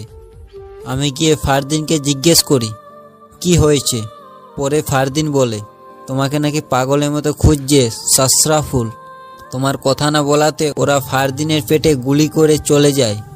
তারপর আমি ওকে হাসপাতালে নিয়ে আসি। ডেভিড, তোর ছেলে আজকের পর থেকে এই পৃথিবীর আলো দেখবে না। তোর ছেলের মৃত্যুর দিন চলে এসেছে। আমার ভাইকে গুলি করার কারণে তোর ছেলের জানটা আমি নিয়ে নেব। তোর ভাইকে উপরে পাঠিয়েছি, এখন তোর ছেলেকে পাঠাবো। আলম। ভাইয়া বলো। ডক্টর কি বলছে? ভাইয়া অপারেশন হচ্ছে। তুই এ রাতে ফারদিনের সাথেই থাকবি। আমি যাই, কাজটা শেষ করে আসি। ভাইয়া কুত্তার বাচ্চা যেন বাঁচতে না পারে, একদম তার কপাল বরাবর গুলি করবে। আমার ভাইকে যে মারার চেষ্টা করে তার মৃত্যু নিশ্চিত। নীল হাসপাতাল থেকে বের হয়ে বাসায় চলে যায়। বাসায় গিয়ে কালো জ্যাকেট, কালো প্যান্ট, মাথায় কালো টুপি, কোমরের দুপাশে দুটো পিস্তল গুজে, পিছনে তলোয়ার নিয়ে বাইক নিয়ে বের হয় ডেভিডের বাসার উদ্দেশ্যে। বাইকের স্পিড বাড়িয়ে পৌঁছে যায় ডেভিডের বাসার নিচে। ডেভিডের বাসার নিচে সিকিউরিটি গার্ড দাঁড়িয়ে আছে। নীল সোজা গেটে চলে যায়। এই তুই কে? হুট করে ভিতরে যাচ্ছিস কেন? দেখবি আমি কে। নীল এই কথাটা বলেই পেছন থেকে তলোয়ার বের করে এক কোপে ছেলেটার গলা থেকে মাথাটা আলাদা করে ফেলে। সাথে থাকা সিকিউরিটি গার্ডগুলো 5 পা পিছিয়ে যায়। নীল বলে, কেউ যদি আমার সামনে আসার চেষ্টা করিস তোদের অবস্থা এমনই হবে। নীল এটা বলেই কোমর থেকে পিস্তলটা বের করে গেটের তালা একটা গুলি করে। পিস্তল আবারও কোমরে গুজে ভেতরের দিকে পা বাড়ায়। ভিতরে গিয়ে দেখে চারপাশটা পুরো অন্ধকার। হঠাৎ নীলের কানে ভেসে আসে কারো কথা। ওয়েলকাম তুফান, আমি জানতাম তুই এখানে ঠিকই আসবি, কারণ তোর ভাইকে আমি গুলি করেছি আর তুই এসেছিস আমাকে মারতে। তুই তো খুব বড় মাপের খেলোয়াড় রে। তুই আমার চাচুকে মেরেছিস, তোকে কিছুই বলিনি। একটা কথা কান খুলে শুনে রাখ, আমাকে মারতে হলে তোকে আবার জন্ম নিতে হবে। তার বাচ্চা, পারলে সামনে এসে কথা বল, দেখি তোর কত বড় বুকের পাটা। নীল তার পকেট থেকে ফোন বের করে লাইট জ্বালিয়ে দেখে সামনের বড় স্পিকারে সেই কথাগুলো রেকর্ড করা ছিল। নীল জোরে হেসে দেয়। নীল স্পিকারের সামনে গিয়ে রেকর্ডারে চাপ দিয়ে আবার রেকর্ড শুরু করে। যদি এক বাপের সন্তান হয়ে থাকিস এই তুফানের সামনে এসে কথা বলিস, দেখি তোর কত বড় বুকের পাটা। এটা রেকর্ড করে অটো সেভ করে নীল বাসা থেকে বের হয়ে যায়। বাইকে বসে ফুল স্পিডে চলে যায় হাসপাতালে। হাসপাতালে পৌঁছে ফারদিনের রুমে গিয়ে দেখে আলম তার মাথায় হাত বুলিয়ে দিচ্ছে। ফারদিন আস্তে আস্তে চোখ খুলে দেখে নীল এসেছে। ভাইয়া তুমি এসেছো, আমার পাশে একটু বসো। নীল গিয়ে ফারদিনের পাশে বসে। মায়ের পেটের ভাইদের থেকেও বেশি আদর করে ফারদিন আলমকে নীল। এই দুনিয়ায় এমন কিছু মানুষ আছে যারা শুধু নিজেরটাই বুঝে, পরেরটা কিভাবে মেরে খাবে সে ধান্দায় সে বসে থাকে। এই দুনিয়া সবাই খারাপ, কেউ গোপনে আবার কেউ প্রকাশ্যে। হালার কিছুই করতে জানে না। বেহালার জিনিসটা মানুষের চোখে পড়ে বেশি। কেউ নারীর নেশা, আবার কেউ টাকার নেশা। এই দুনিয়ার টাকার নেশা সবচেয়ে বেশি। বেহালাল টাকার দিকে সবাই চেয়ে থাকে, হালাল টাকার দিকে তাকাতে চায় না, কারণ হালাল টাকাটা তো কাজ করে নিতে হয়। সকাল 10টা। ফারদিন ঘুমিয়ে আছে, সাথে আলমও বসে আছে নিচের চেয়ারে। নীল ডক্টরের সাথে কথা বলে। ডক্টর, আমার ভাইকে বাসায় নিয়ে যেতে চাই। দেখুন, এই অবস্থায় ওনাকে বাসায় নিয়ে যাওয়াটা ঠিক হবে না। 3 দিন পরে নিয়ে যান। না, এখানে প্রবলেম হতে পারে। আজকে বাসায় নিয়ে যেতে চাই, আর যা লাগে সব দিয়ে দিবেন, সাথে লোক দিয়ে দিবেন। বাসায় ট্রিটমেন্ট হবে আমার ভাইয়ের। ঠিক আছে, আপনি আমার সঙ্গে আসুন। নীল ডক্টরের সাথে যায়, কিছু ওষুধ লিখে দেয়। সেই ওষুধ নিয়ে ফারদিনের কেবিনে যায়। একটু পরেই ফারদিনকে বাসায় নিয়ে যায়। বিকাল 5টা, কফি শপে বসে আছে নীল আর নীলাদ্রি। নীলাদ্রি কিছুই বলে না, নীলও কিছু বলে না। ওইটার এসে বলে, স্যার কি দেব? নীলাদ্রি কি খাবে? তেমন কিছু না, 1 কাপ কফি হলেই হবে। ওকে, এই 2 কাপ কফি। Okay sir. ওইটা চলে যায়। নীলাদ্রি নীলের বুক আর চোখের দিকে তাকায়। সেটা নীল বুঝতে পারে না। একটু পরে ওইটার কফি নিয়ে আসে। এখন বলো, কেন ডেকেছো? দেখো নীল, আমি সোজা কথা বলতে পছন্দ করি। কথাটা হচ্ছে, আমি যেদিন তোমাকে প্রথম দেখি সেদিনই তোমাকে আমার ভালো লাগে। আমি তোমাকে ভালোবাসি নীল, প্লিজ আমাকে ফিরিয়ে দিও না। নীল কি বলবে কিছুই বুঝে উঠতে পারছে না। এসব ভালোবাসা যে নীলের জন্য না। সে তো অন্ধকার জগতের মানুষ। সেখানে মানুষ একবার চলে গেলে সহজে আর ফিরে আসতে পারে না। মৃত্যুটা কখন টেরও পাওয়া যায় না। গ্যাংস্টারের জীবনে যে ভালোবাসা নামটা নেই। কি হলো নীল, কিছু বলছো না যে? দেখো, তুমি আমার সম্পর্কে কিছুই জানো না। জানলে হয়তো আমাকে ভালোবাসার কথা বলতে পারতে না, বন্ধুত্বটাও করতে না। আমার পক্ষে ভালোবাসা সম্ভব না। প্লিজ, এসব কথা আমি শুনতে চাই না। প্লিজ নীল, আমি তোমার সম্পর্কে কিছুই জানতে চাই না। আমি তোমার হাত ধরে বাঁচতে চাই, প্লিজ নীল। অন্ধকার জগতের মানুষ আমি চাই না তুমি আমার জীবনে এসে নিজের জীবনটা নষ্ট করো। যেভাবে আছো সেভাবেই থাকো। আমার থেকে ভালো মানুষ পাবে তুমি। অন্ধকার জীবন মানে? সেটা সময় হলেই জানতে পারবে। এখন উঠি। নীল উঠে চলে যায়। নীলাদ্রি সেখানেই বসে থেকে নীলের যাওয়ার দিকে চেয়ে থাকে। আমার করেই ছাড়বো তোমাকে, যতই না করো। আমাকেই তোমাকে ভালোবাসতে হবে। নীলাদ্রি এই কথাগুলো বলে সেখান থেকে বাসায় চলে যায়। নীলাদ্রি, আমিও যে তোমাকে ভালোবাসি, কিন্তু আমি যে অন্ধকার জগতের মানুষ। আমার জীবনে যে ভালোবাসার নামটাই নেই। আমার সকাল শুরু হয় পিস্তলের গুলি শব্দে। চাইলে তোমাকে ভালোবাসতে পারবো না। আমার জন্য তোমার জীবনটা নষ্ট হয়ে যাবে। আমার নিজের শত্রুরা আমার কিছু না করতে পারলে তোমাকে করবে, কারণ তুমি যে আমার দুর্বল জায়গা। আমার অন্ধকার জগতের কথা জানলে তুমি হয়তো আমাকে মেনে নিবে না। রাত 10টা, ফারদিনকে দেখতে মিনিস্টার আসছে, সাথে আরো অনেক মানুষ। নীল বসে আছে ফারদিনের পাশে। মিনিস্টার বলে, ভাই, এটা কে করেছে? কার এত বড় সাহস ভাই? ডেভিডের ছেলে আশরাফুল। সে আমার ভাইকে গুলি করেছে। তার মৃত্যু আমি খুব ভয়াবহভাবে দেখতে চাই। ভাই, আপনি চিন্তা করবেন না, তার কোচ লাগাচ্ছি আমি। দরকার নেই, আমি খুঁজে নেব তাকে। আমার শিকার আমি নিজেই খুঁজে বের করব। বাপ ছেলেকে একসাথে মাটিতে পুঁতে ফেলবো। ভাই, আপনি শান্ত হন, যা করার ঠান্ডা মাথায় করতে হবে। কিরে, শান্ত হব বল? আমার ভাইকে মারার চেষ্টা করে। এই পাওয়ারফুল গ্যাংস্টার তুফানের ভাইকে মারার চেষ্টা করে। একজনকেও বাঁচিয়ে রাখবো না, সবকটাকে একসাথে মাটিতে পুঁতে ফেলবো। সেদিন রাতে মিনিস্টার চলে যায় নীলের বাসা থেকে। ফারদিন আলম ঘুমিয়ে পড়ে। নীল তার রুমে পায়চারি করতে থাকে। হঠাৎ নীলের ফোনে একটা মেসেজ আসে। মেসেজটা ছিল সেই অচেনা মেয়ের নাম্বার থেকে। মেসেজটা ছিল, বুঝেছিস, আপন কাউকে মারার চেষ্টা করলে কতটা কষ্ট লাগে? তার থেকেও বেশি কষ্ট লেগেছে আমার, যখন আমার সব থেকে আপন মানুষটাকে তুই মেরেছিস। আস্তে আস্তে তোর কাছ থেকে আমি সব কেড়ে নেব, পরে তোকে একবার শেষ করে দেব। এই মেয়ে, আপন মানুষকে আমি মেরেছি? কি বলে মেয়েটা? কিছুই বুঝতে পারছি না। তার মানে কি তার আপন মানুষকে মেরে ফেলেছি বলে তাই সে আমাকে মেরে তার প্রতিশোধ নিতে চায়? কে মেয়েটা? খুঁজে বের করতেই হবে। কেটে যায় 15 দিন। এর মাঝে ফারদিন সুস্থ হয়ে যায়। নীলের এখন দিন কাটে চিন্তা করতে করতে। একটাই চিন্তা, সেই অচেনা মানুষটা কে? বাবা, তুমি বললে এখনই তুফানকে এই দুনিয়া থেকে বিদায় করে দিই। আরে এত তাড়া কিসের? নিজেই এসে আমার খাঁচায় ধরা দেবে। বাবা, কি বললে? কিছুই বুঝতে পারলাম না। সব বুঝতে পারবি আস্তে আস্তে। সে তার বাবার সাথে নিউ ইয়র্কে থাকে। ফারদিনকে সেদিন গুলি করে সেই দিনেই চলে যায় নিউ ইয়র্কে। 6 তারিখ বিকাল 5টায় বাংলাদেশে ফিরবি। ওকে, আমি একটু বাইরে গেলাম। ভাইয়া তুমি একটু সাবধানে থাকার চেষ্টা করবা। তোদের ভাই কি সেটা তোরা জানিস। আমার নাম শুনলে সবাই সাবধান হয়, সেই জায়গায় তোরাই আমাকে বলছিস সাবধান হতে। ভাইয়া এত কথা বলো কেন? বলো তো তুমি। এই পৃথিবীতে তুমি ছাড়া আমাদের কেউ নেই ভাই। তোমার কিছু হয়ে গেলে আমাদের কি হবে একটাবার কখনো ভেবে দেখেছো?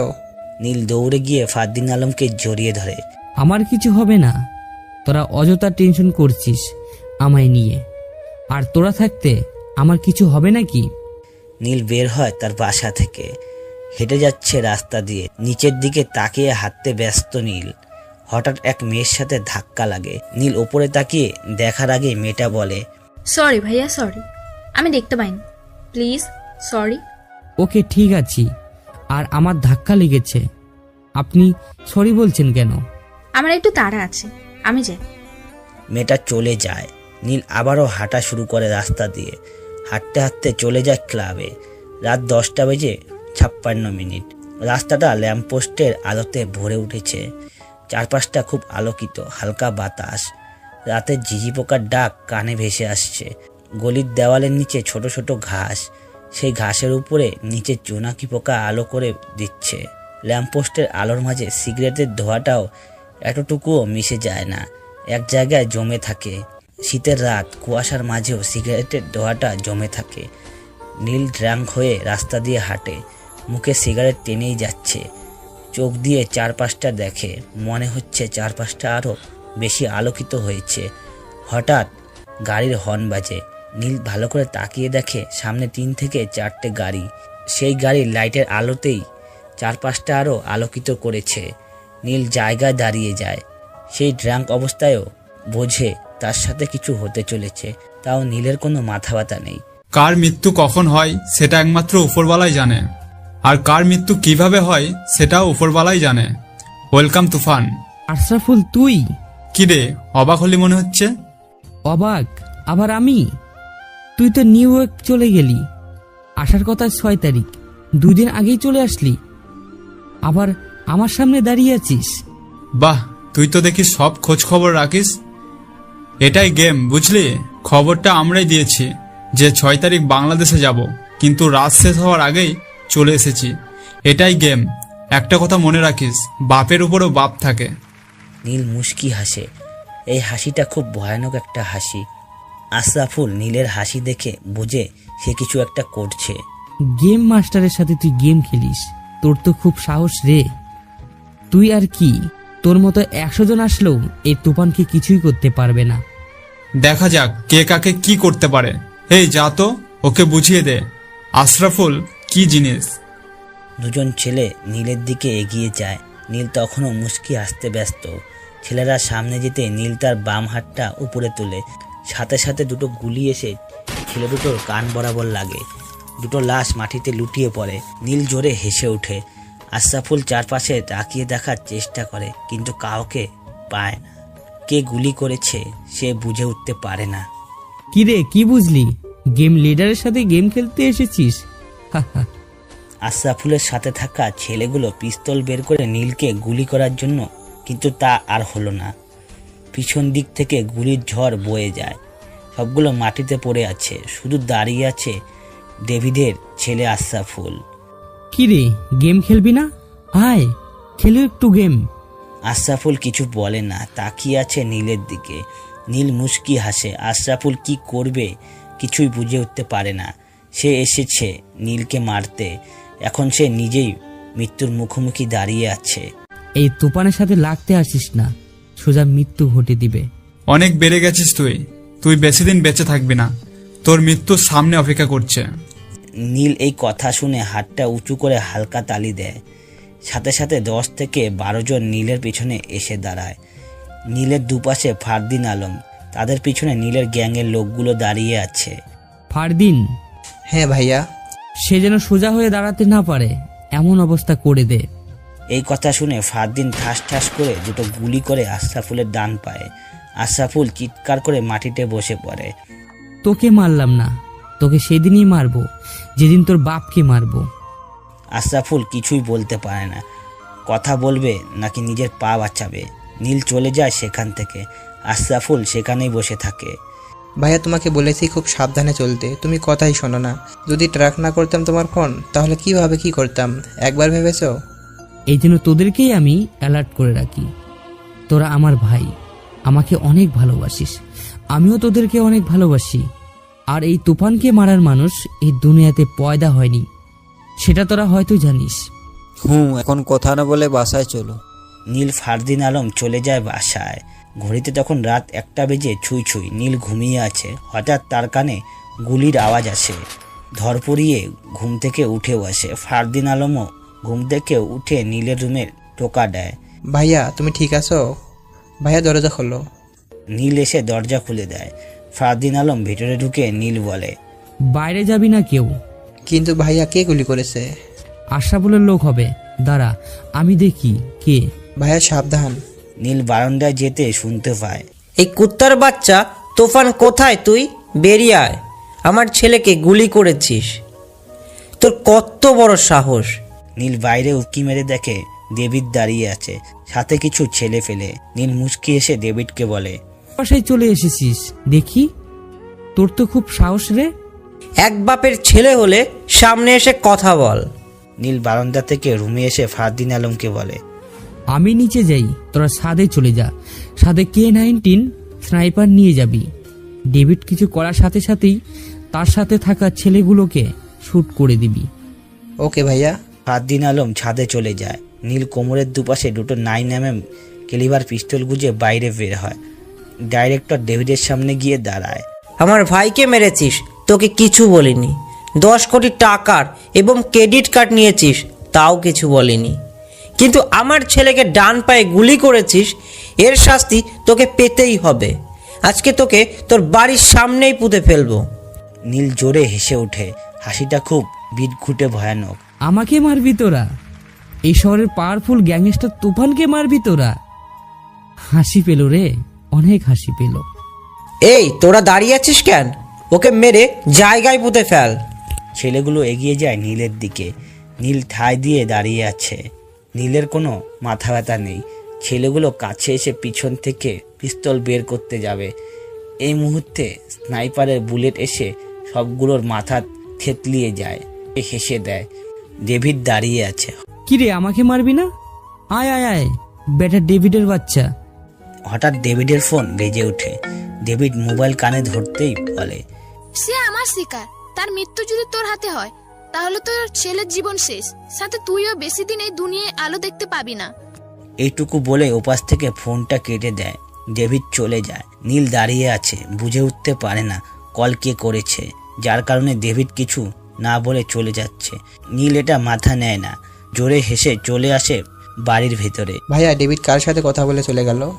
জানি না, এসব বাদ দে, ঘুমিয়ে পড় গিয়ে। ফারদিন আলম চলে যায় রুম থেকে। নীল আবারও ঘুমিয়ে পড়ে। রাত 11টা বেজে 19 মিনিট। নীল শুয়ে আছে বেডে, সাথে নীলাদ্রি। প্রিয় মানুষের এই অবস্থা থাকলে যে কেউ পাগলের মতো হয়ে যায়, কি করবে ভেবে পায় না। সেদিন বাসা থেকে না গেলে আজ এমনটা হতোই না। কিসের এত রাগ তোমার? হ্যাঁ, মন চাইছে গলা টিপে মেরে ফেলি। মারতে পারবে আমাকে? হ্যাঁ পারবো, 100 বার পারবো। তাহলে বসে আছো কেন? মেরে ফেলো। দেখো বেশি হয়ে যাচ্ছে বলে দিলাম। এসো খাবে, আস্তে আস্তে ওঠো। উঠতে পারবো না, মাথায় ব্যথা পাচ্ছি। চেষ্টা করো ওঠার। নীল শোয়া থেকে উঠে বসে। নীলাদ্রি নীলকে খাইয়ে দেয়। খাওয়ার পরে ওষুধ খাইয়ে আবার শুইয়ে দেয়। এভাবেই নীলাদ্রি নীলের কেয়ার করতে থাকে। চলে যায় 22 দিন। এই 22 দিনে নীল সুস্থ হয়ে যায়। বাসায় চলে যায় নীল। ক্লাবে মদের আড্ডা, নাচানাচি, সিগারেটের ধোঁয়ায় পুরো ক্লাব কালো হয়ে গেছে। চেয়ারে বসে আছে মিনিস্টার, তার সামনে বসে আছে আশরাফুল। ভাই তাহলে এখন উঠি, আর এখন তো আপনার রাস্তা ক্লিয়ার, ব্যবসা শুরু করে দিন, সাথে আমাকেও একটু দেখবেন। কথাটা খারাপ বলেন না, আপনি আমার পথের কাটা ক্লিয়ার করার জন্য সাহায্য করেছেন, আর আমি আপনাকে সাহায্য করব না তা কি হয় নাকি মিনিস্টার সাহেব? ভাই তাহলে উঠি, কাল সন্ধ্যায় দেখা হবে। মিনিস্টার জায়গা থেকে উঠে চলে যায় ক্লাবের বাইরে। বাইরে বের হয়ে গাড়িতে ওঠে। ড্রাইভার গাড়ি চালাতে থাকে। অন্ধকার রাস্তা, গাড়ির লাইটে রাস্তাটা হালকা আলো হয়েছে। একটু সামনে গিয়ে ড্রাইভার গাড়ি কষে ব্রেক করে। এই কি হয়েছে, গাড়ি ব্রেক করলি কেন? স্যার সামনে কে যেন দাঁড়িয়ে আছে। মিনিস্টার গাড়ি গ্লাস নামিয়ে বাইরে উকি মেরে দেখে কেউ একজন রাস্তায় দাঁড়িয়ে আছে। মিনিস্টার গাড়ি থেকে নেমে তার সামনে যায়। অন্ধকার রাত, হালকা দেখা যায়। এই এভাবে রাস্তায় দাঁড়িয়ে আছিস কেন? আর এত রাতে রাস্তায় কেন? তোদের জন্য রাস্তায় গাড়ি থামাতে হয়, যা এখান থেকে। মুখ ভর্তি দাড়ি, চোখের ভ্রুতে রিং, চোখগুলো লাল হয়ে আছে। কালো প্যান্ট, কালো জ্যাকেট, মুখে মাস্ক, হাতে কালো কভার। মিনিস্টারের কথা শুনে হেসে উঠে রাস্তায় দাঁড়িয়ে থাকা সেই লোকটা। মুখ থেকে মাস্ক সরিয়ে একটু সামনে যেতেই, তুফান ভাই আপনি? কি রে, অবাক হলি মনে হচ্ছে? আপনি বেঁচে আছেন? কিন্তু কি করে? সেদিন তো। চুপ কর, আর শুনতে চাই না। তোকে নিজের আপন মানুষ ভেবেছিলাম আমি, তোর সব কাজে সাহায্য করেছিলাম আমি, তোকে মিনিস্টার বানিয়েছি আমি, তোকে টাকার মালিক বানিয়েছি আমি। আর তুই কি না আমার সাথে বেইমানি করলি? তুই চাইলে কোটি টাকা তোকে দিতাম। তুই বলেছিস তোর টেন্ডারে অন্য কেউ হাত দিতে চেয়েছে, কিন্তু আমি তা হাত দিতে দেইনি। আর তুই সামান্য কিছু টাকার লোভে আমাকে মারার জন্য বিক্রি হয়ে গেলি, তাও আমার শত্রুর কাছে। ভাই আমার ভুল হয়ে গেছে, আমি বুঝতে পারিনি। আমাকে এবারের মতো মাফ করে দিন। আপনি যা বলবেন আমি ঠিক তাই করব। প্লিজ ভাই মাফ করে দিন। আছাড় বলছি, তুই জানিস আমার সাথে যে গলা উঁচু করে কথা বলে তাকে আমি বাঁচিয়ে রাখি না। আর তুই তো আমাকে মারার চেষ্টা করেছিস, তোকে বাঁচিয়ে রাখি কি করে বল? ভাই প্লিজ মাফ করে দিন। আশরাফুল কোথায় বল? আমি জানি না ভাই, আমাকে ছেড়ে দিন ভাই। আবারও মিথ্যা বললি, মৃত্যুর মুখে থেকেও মিথ্যা। আশরাফুল কোথায় সেটা বলতে বলেছি। জানি না ভাই। উপরে ভালো থাকিস, গুড বাই। এই কথা বলেই তুফান মিনিস্টারের মুখে গুলি করে দেয়। মিনিস্টার বসার মাঝে মাটিতে পড়ে যায়। গাড়ির ড্রাইভার গাড়ি ফেলেই দৌড়ে পালায়। তুফান হেসে দেয়। সকালবেলা আশরাফুল ঘুমিয়ে আছে। মাথায় চিন্তা না থাকলে মানুষের ঘুম খুব ভালো হয়। আর সেই চিন্তাহীন ঘুমে যদি কেউ মরার জন্য সাবধান হতে বলে, তাহলে ঘুমটা ভয়ে পরিণত হয়। আশরাফুল ঘুমিয়ে আছে, হঠাৎ তার ফোনটা বেজে ওঠে। ঘুম ঘুম চোখে ফোনটা রিসিভ করতেই ওপাশ থেকে বলে, তুফানকে মারতে পারলি না, এবার নিজে মরার জন্য রেডি থাকিস। এই কথা শুনে আশরাফুল ঘুম থেকে লাফ দিয়ে উঠে বসে। ভালো করে এক হাতে চোখ কষলিয়ে বলে, তুফান বেঁচে আছে মানে? তাকে তো শেষ করে দিয়েছি, আর তুফান বেঁচে আছে আপনি জানেন কি করে? ও আমার শিকার, আমি জানবো না তো কে জানবে? মিনিস্টার শেষ, তাকে মেরে ফেলেছে তুফান। এখন তোর পালা। কি? মিনিস্টারকে মেরে ফেলেছে? আপনার সাথে আমার দেখা করার দরকার, আমি দেখা করতে চাই আপনার সাথে। আজ রাত 12টায় মিরপুর পার্টি হাউসে দেখা হবে। ঠিক আছে। আশরাফুল কল কেটে দেয়। বিছানা থেকে নেমে হুইল চেয়ারে বসে। গ্লাসে থাকা জল পুরোটা শেষ করে ভাবে, তাকে তো মেরে ফেললাম, কিন্তু সে বেঁচে গেল কিভাবে? আর মিনিস্টারকে মারলো কখন? এটা কিভাবে সম্ভব? তার তো বেঁচে থাকার কথা না। ভাইয়া একটা কথা বলি। বল, অনুমতি নেওয়ার কি আছে? ভাইয়া নীলাদ্রি আপুকে বিয়ে করে ফেলো তুমি। এই কথা বলাতে নীল আলমের দিকে রাগী চোখে তাকায়। ফারদিন বলে, ভাইয়া আলম ঠিকই বলেছে, নীলাদ্রি আপুকে বিয়ে করো। দেখ, এসব কথা বলিস না। তোরা সব জনে কেন এসব কথা বলছিস? ভাইয়া নীলাদ্রি আপু তোমাকে অনেক ভালোবাসে। তুমি যখন হাসপাতালে ছিলে তখন ডক্টরকে আপু তোমার বউ বলে পরিচয় দিয়েছে। কি বলিস তুই? হ্যাঁ ভাইয়া ঠিকই বলছি। এসব নিয়ে পরে ভাবা যাবে, আমি একটু বাইরে গেলাম। নীলাদ্রি দরজার আড়ালে থেকে সব শুনে ফেলে। মুস্কি এসে বিছানায় শুয়ে পড়ে, কোল বালিশে মুখ গুজে দেয়। নীল বাইরে গিয়ে টং দোকান থেকে একটা সিগারেট জ্বালায়। সিগারেট টেনেই যাচ্ছে, দোকান থেকে চলে যায় কলেজের পাশে পুকুর পাড়ে পাশে রাখা ছোট বেঞ্চ। সেই বেঞ্চে গিয়ে বসে। সিগারেট শেষ হয়ে যায়। সিগারেট ফেলে দেবে এমন সময় তার ফোন বেজে ওঠে। নীল নাম্বার দেখে মুস্কি এসে রিসিভ করতেই বলে, ওয়েলকাম তুফান। আমারও একই কথা। এতদিন কই ছিলি নাকি ভয় পেলি? বলেছিলি দেখা হবে পরে, তো আর সামনেই আসলি না। আমি ভয় পাবো তোকে? তোর তো কি মাছের জান রে, মরে গিয়েও বেঁচে গেলি। সবার হাত থেকে বাঁচতে পারবি, কিন্তু আমার হাত থেকে না। হাসি পেল রে, খুব সুন্দর জোকস বলতে পারিস তুই। ভালো লাগছে তোর জোকসটা।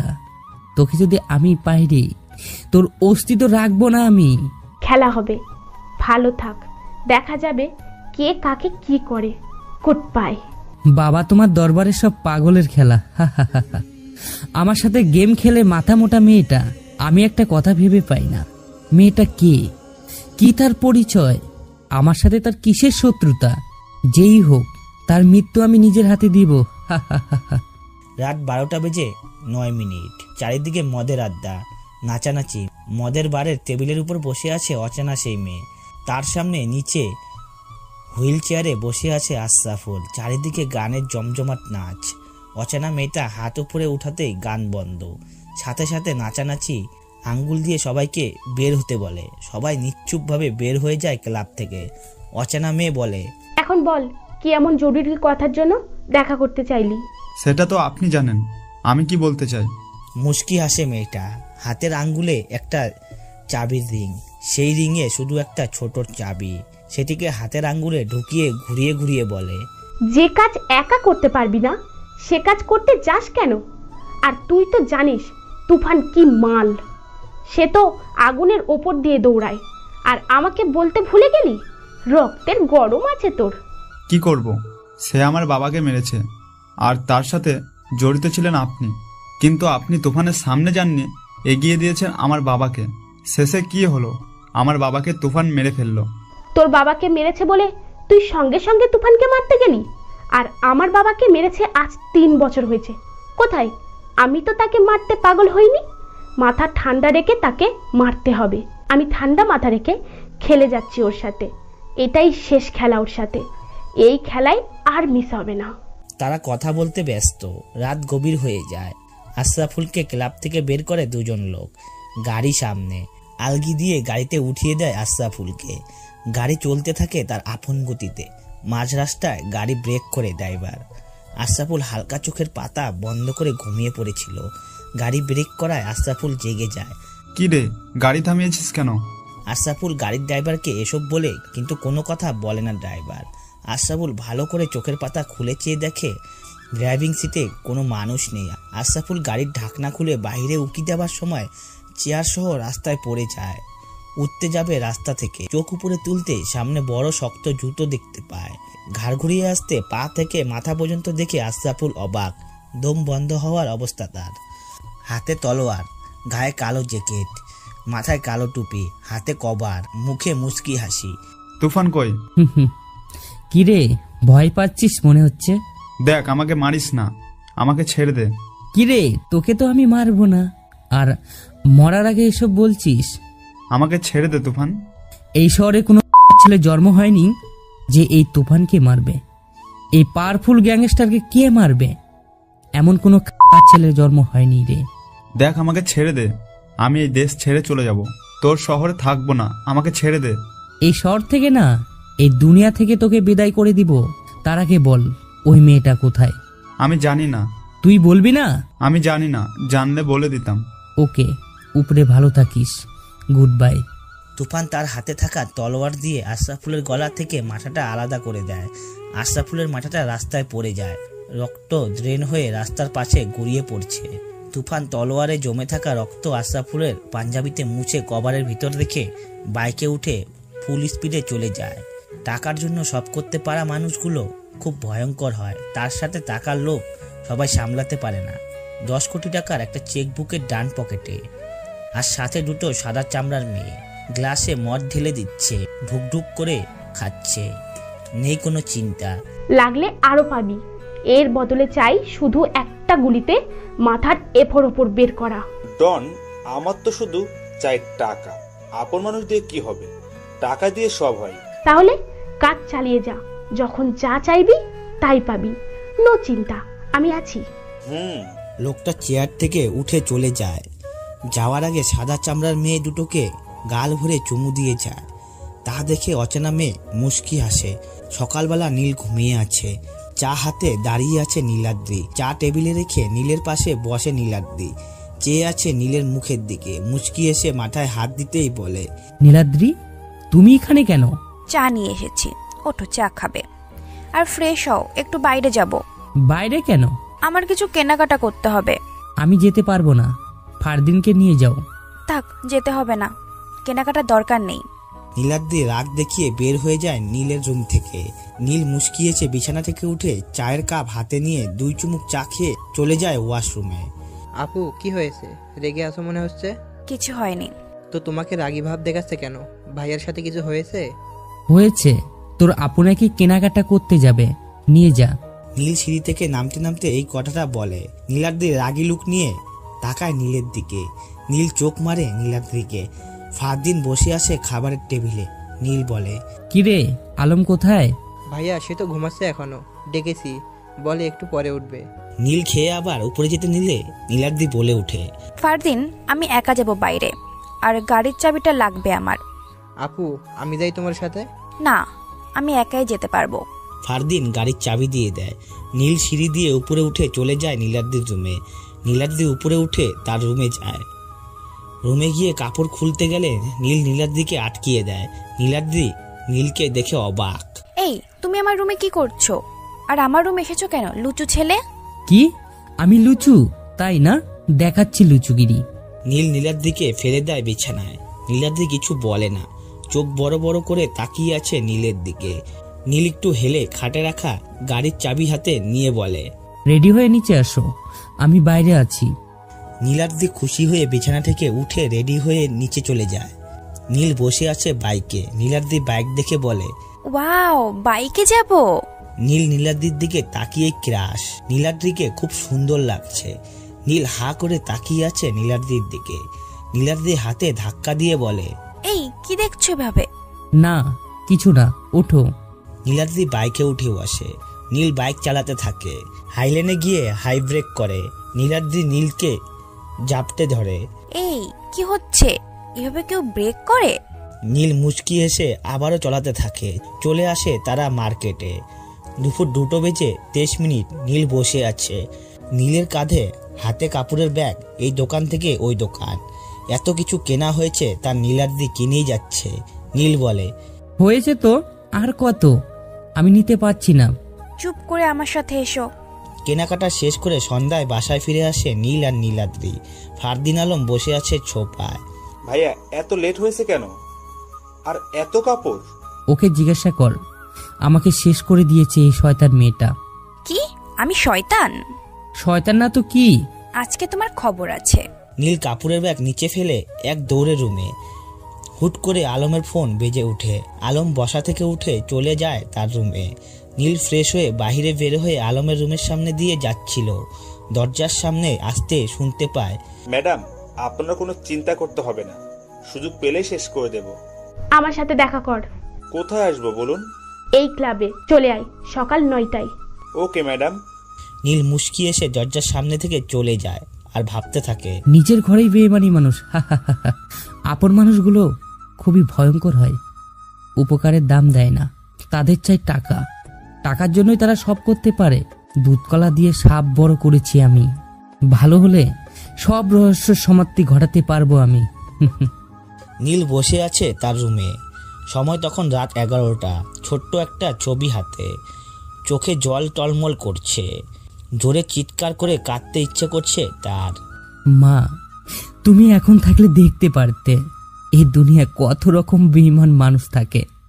মা, তুমি ছাড়া সবাই বেঈমান, সবাই টাকার পাগল, আর তুমি সন্তানের পাগল। এই শহরের মানুষ বেঈমান অনেক বেশি। আমরা যাকে ভালো মনে করি, দিন শেষ সেই হয় সবচেয়ে বড় খারাপ। দুনিয়ার ভালো মানুষ নেই মা। নীল কান্না করছে আর তার মায়ের ছবি সাথে কথা বলছে। নীলাদ্রি দরজার পাশে দাঁড়িয়ে নীলের কথা শুনে। নীলাদ্রি নীলকে পিছন থেকে কাঁধে হাত রাখে। নীল পিছনে চেয়ে দেখে নীলাদ্রি বাম হাতের পিঠ দিয়ে চোখের জল মুছে বলে, তুমি এত রাতে আমার রুমে কি করছো? আর এত রাতে জেগে আছো কেন? কি হয়েছে তোমার, কাঁদছো কেন? কিছু না, যাও গিয়ে ঘুমিয়ে পড়ো। বলো প্লিজ, কি হয়েছে তোমার? আমি আজ শুনতে চাই। আমার অতীত শুনে কি করবে তুমি? বলো প্লিজ, তোমার কষ্ট যে আমার সহ্য হয় না। আমার অতীত শুনবে? হুম। তাহলে শোনো। ছোট্ট ছিলাম অনেক সহজ সরল একটা ছেলে। মানুষ কলেজ যেত বড় ব্যাগ নিয়ে, আর আমি যেতাম ছোট্ট স্কুলের ব্যাগ নিয়ে। সবাই আমাকে নিয়ে হাসাহাসি করত, কিন্তু আমি কাউকে কিছু বলতাম না। কলেজের স্যার ম্যাডাম আমাকে অনেক আদর করত। আমি অনেক ভালো ছাত্র ছিলাম। আমরা অনেক গরিব, তাই আমাদেরকে কেউ দেখতে পারতো না। আমার বাবা দুটো বিয়ে করে। একদিন আমার মা অনেক অসুস্থ হয়ে পড়ে। আমার বাবা টাকা পয়সা দিত না, বেশিরভাগ সময় ওনার ওই বইয়ের সাথেই থাকতো। আমার মায়ের অসুস্থর সময় বাবাকে জানিয়েছি, কিন্তু সে আসতে চায়নি। হঠাৎ একদিন আমি পড়ার টেবিলে বসে পড়ছিলাম, পরে শুনতে পাই বাবার গলা। আমি ভেবেছি বাবা এসেছে মনে হয়, একটু পরেই শুনতে পাই, তুই চলে যা তোর ছেলেকে নিয়ে, আমাকে আর জ্বালাস না, আমি তোকে টাকা পয়সা দিতে পারবো না। আমার টাকা পয়সার দরকার নেই, তুমি আমাকে তোমার কাছে রাখো, আমাকে ছেড়ে দিও না। আমার ছেলেটা অনেক সহজ সরল, ওকে নিয়ে কোথায় যাব আমি? সেটা আমি জানি না। আমার মা অসুস্থ শরীর নিয়ে বাবার পায়ে পড়ে, কিন্তু আমার বাবা তাকে লাথি দিয়ে ফেলে দেয়। মায়ের চিৎকার শুনে আমি পড়ার টেবিল থেকে দৌড়ে আসি। এসে দেখি মা মাটিতে পড়ে কাঁদছে। মা, কি হয়েছে? তুমি কাঁদছো কেন? আর বাবা কোথায়? তোর বাবা চলে গেছে, আর আসবে না। কি বলছো মা? বাবা আসবে না কেন? সেদিন আমাকে মা সব বলে। আমি শুনে অনেক অবাক হই। পরের দিন মাকে নিয়ে চলে যাই গ্রামে, আমার খালার বাসায়। সেখানে গিয়ে কিছুদিন থাকি। আস্তে আস্তে আমার মার খুব খারাপ অবস্থা হয়ে যায়। ডক্টরের কাছে নিয়ে যাই। ডক্টর বলছে, নীল থেমে যায়। নীলাদ্রি বলে, ডক্টর কি বলেছে? ডক্টর বলেছিল আমার মা আর বেশি দিন বাঁচবে না। আমি ডক্টরের কথা শুনে হতভম্ব হয়ে যাই। আমার মা আমার দিকে তাকায়। মায়ের চেয়ে থাকা দেখে বুকটা ফেটে যাচ্ছিল।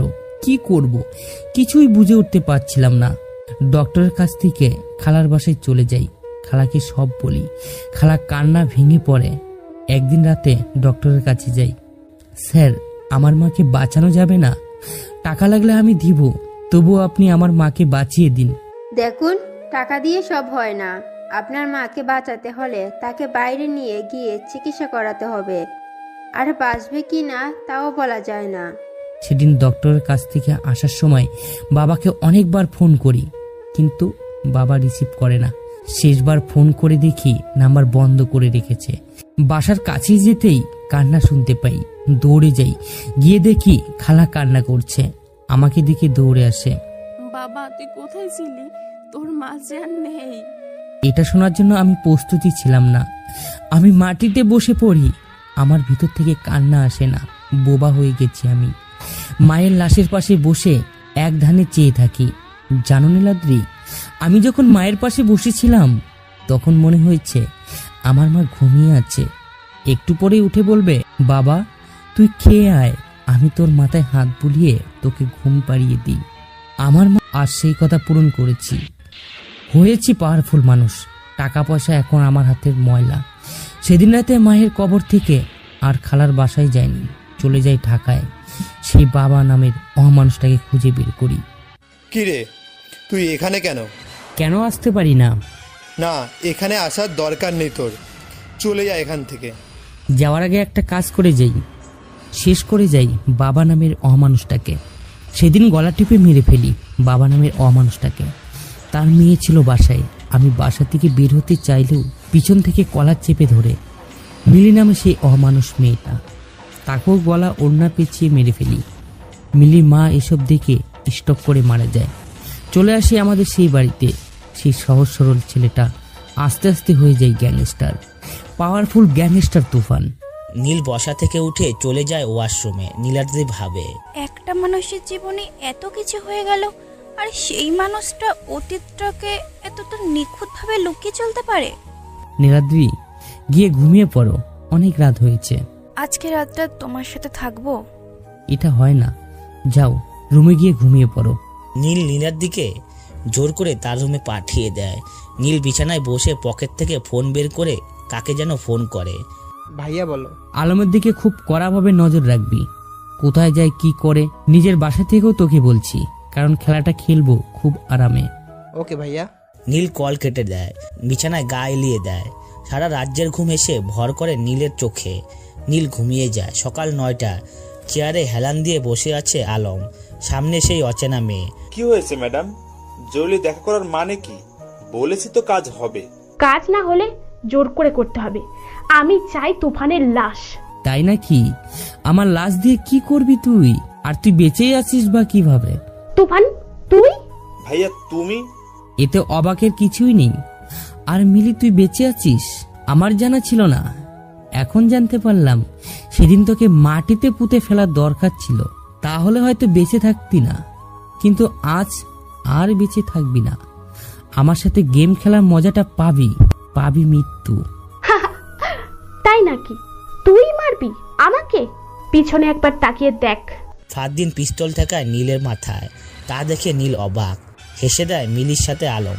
ফারদিন, সরি ভাইয়া, জীবনে বাঁচতে হলে টাকা দরকার। তোমার সাথে থেকে শুধু চাকরের মতো কাজ করেছি, পাইনি কোটি টাকা, এখন পেয়েছি কোটি টাকার থেকেও বেশি। তার বদলে তোমাকেই না করে দিলাম। এই বলে নীলের বুকের ডান পাশে গুলি করে দেয় ফারদিন। নীল মাটিতে পড়ে যায়, হেসে উঠে সবাই। কিরে, মারবি না আমাকে?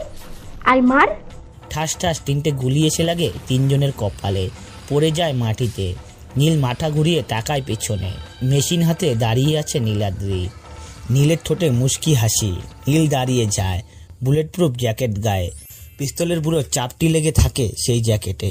নীলাদ্রি এগিয়ে আসে নীলের সামনে। কি মিস্টার তুফান, কেমন দিলাম? ভালোই দিয়েছো, এখন আমাকেও দাও। নীল এই কথা বলতে নীলাদ্রির হাতে থাকা মেশিন ফেলে দৌড়ে নীলকে জড়িয়ে ধরে বলে, না, আমার তুফানকে মারতে পারবো না আমি। তুমি যে আমার কলিজা, আমি যে তোমাকে ভালোবাসি। নীল নীলাদ্রিকে ছাড়িয়ে বলে, গেমটা ভালো ছিল। মনস্টার গার্ল বলে কথা। তুমি গ্যাংস্টার, আমি মনস্টার। নীল নীলাদ্রিকে নিয়ে বাইরে যায়। নীল বাইকে উঠে বলে, যাওয়া যাক ভালোবাসার শহরে। চলুক ভালোবাসা তোমার আমার। নীল বাইক ফুল স্পিডে চালিয়ে চলে যায় ভালোবাসার শহরে। তাদের ভালোবাসা বেঁচে থাকুক সারা জীবন।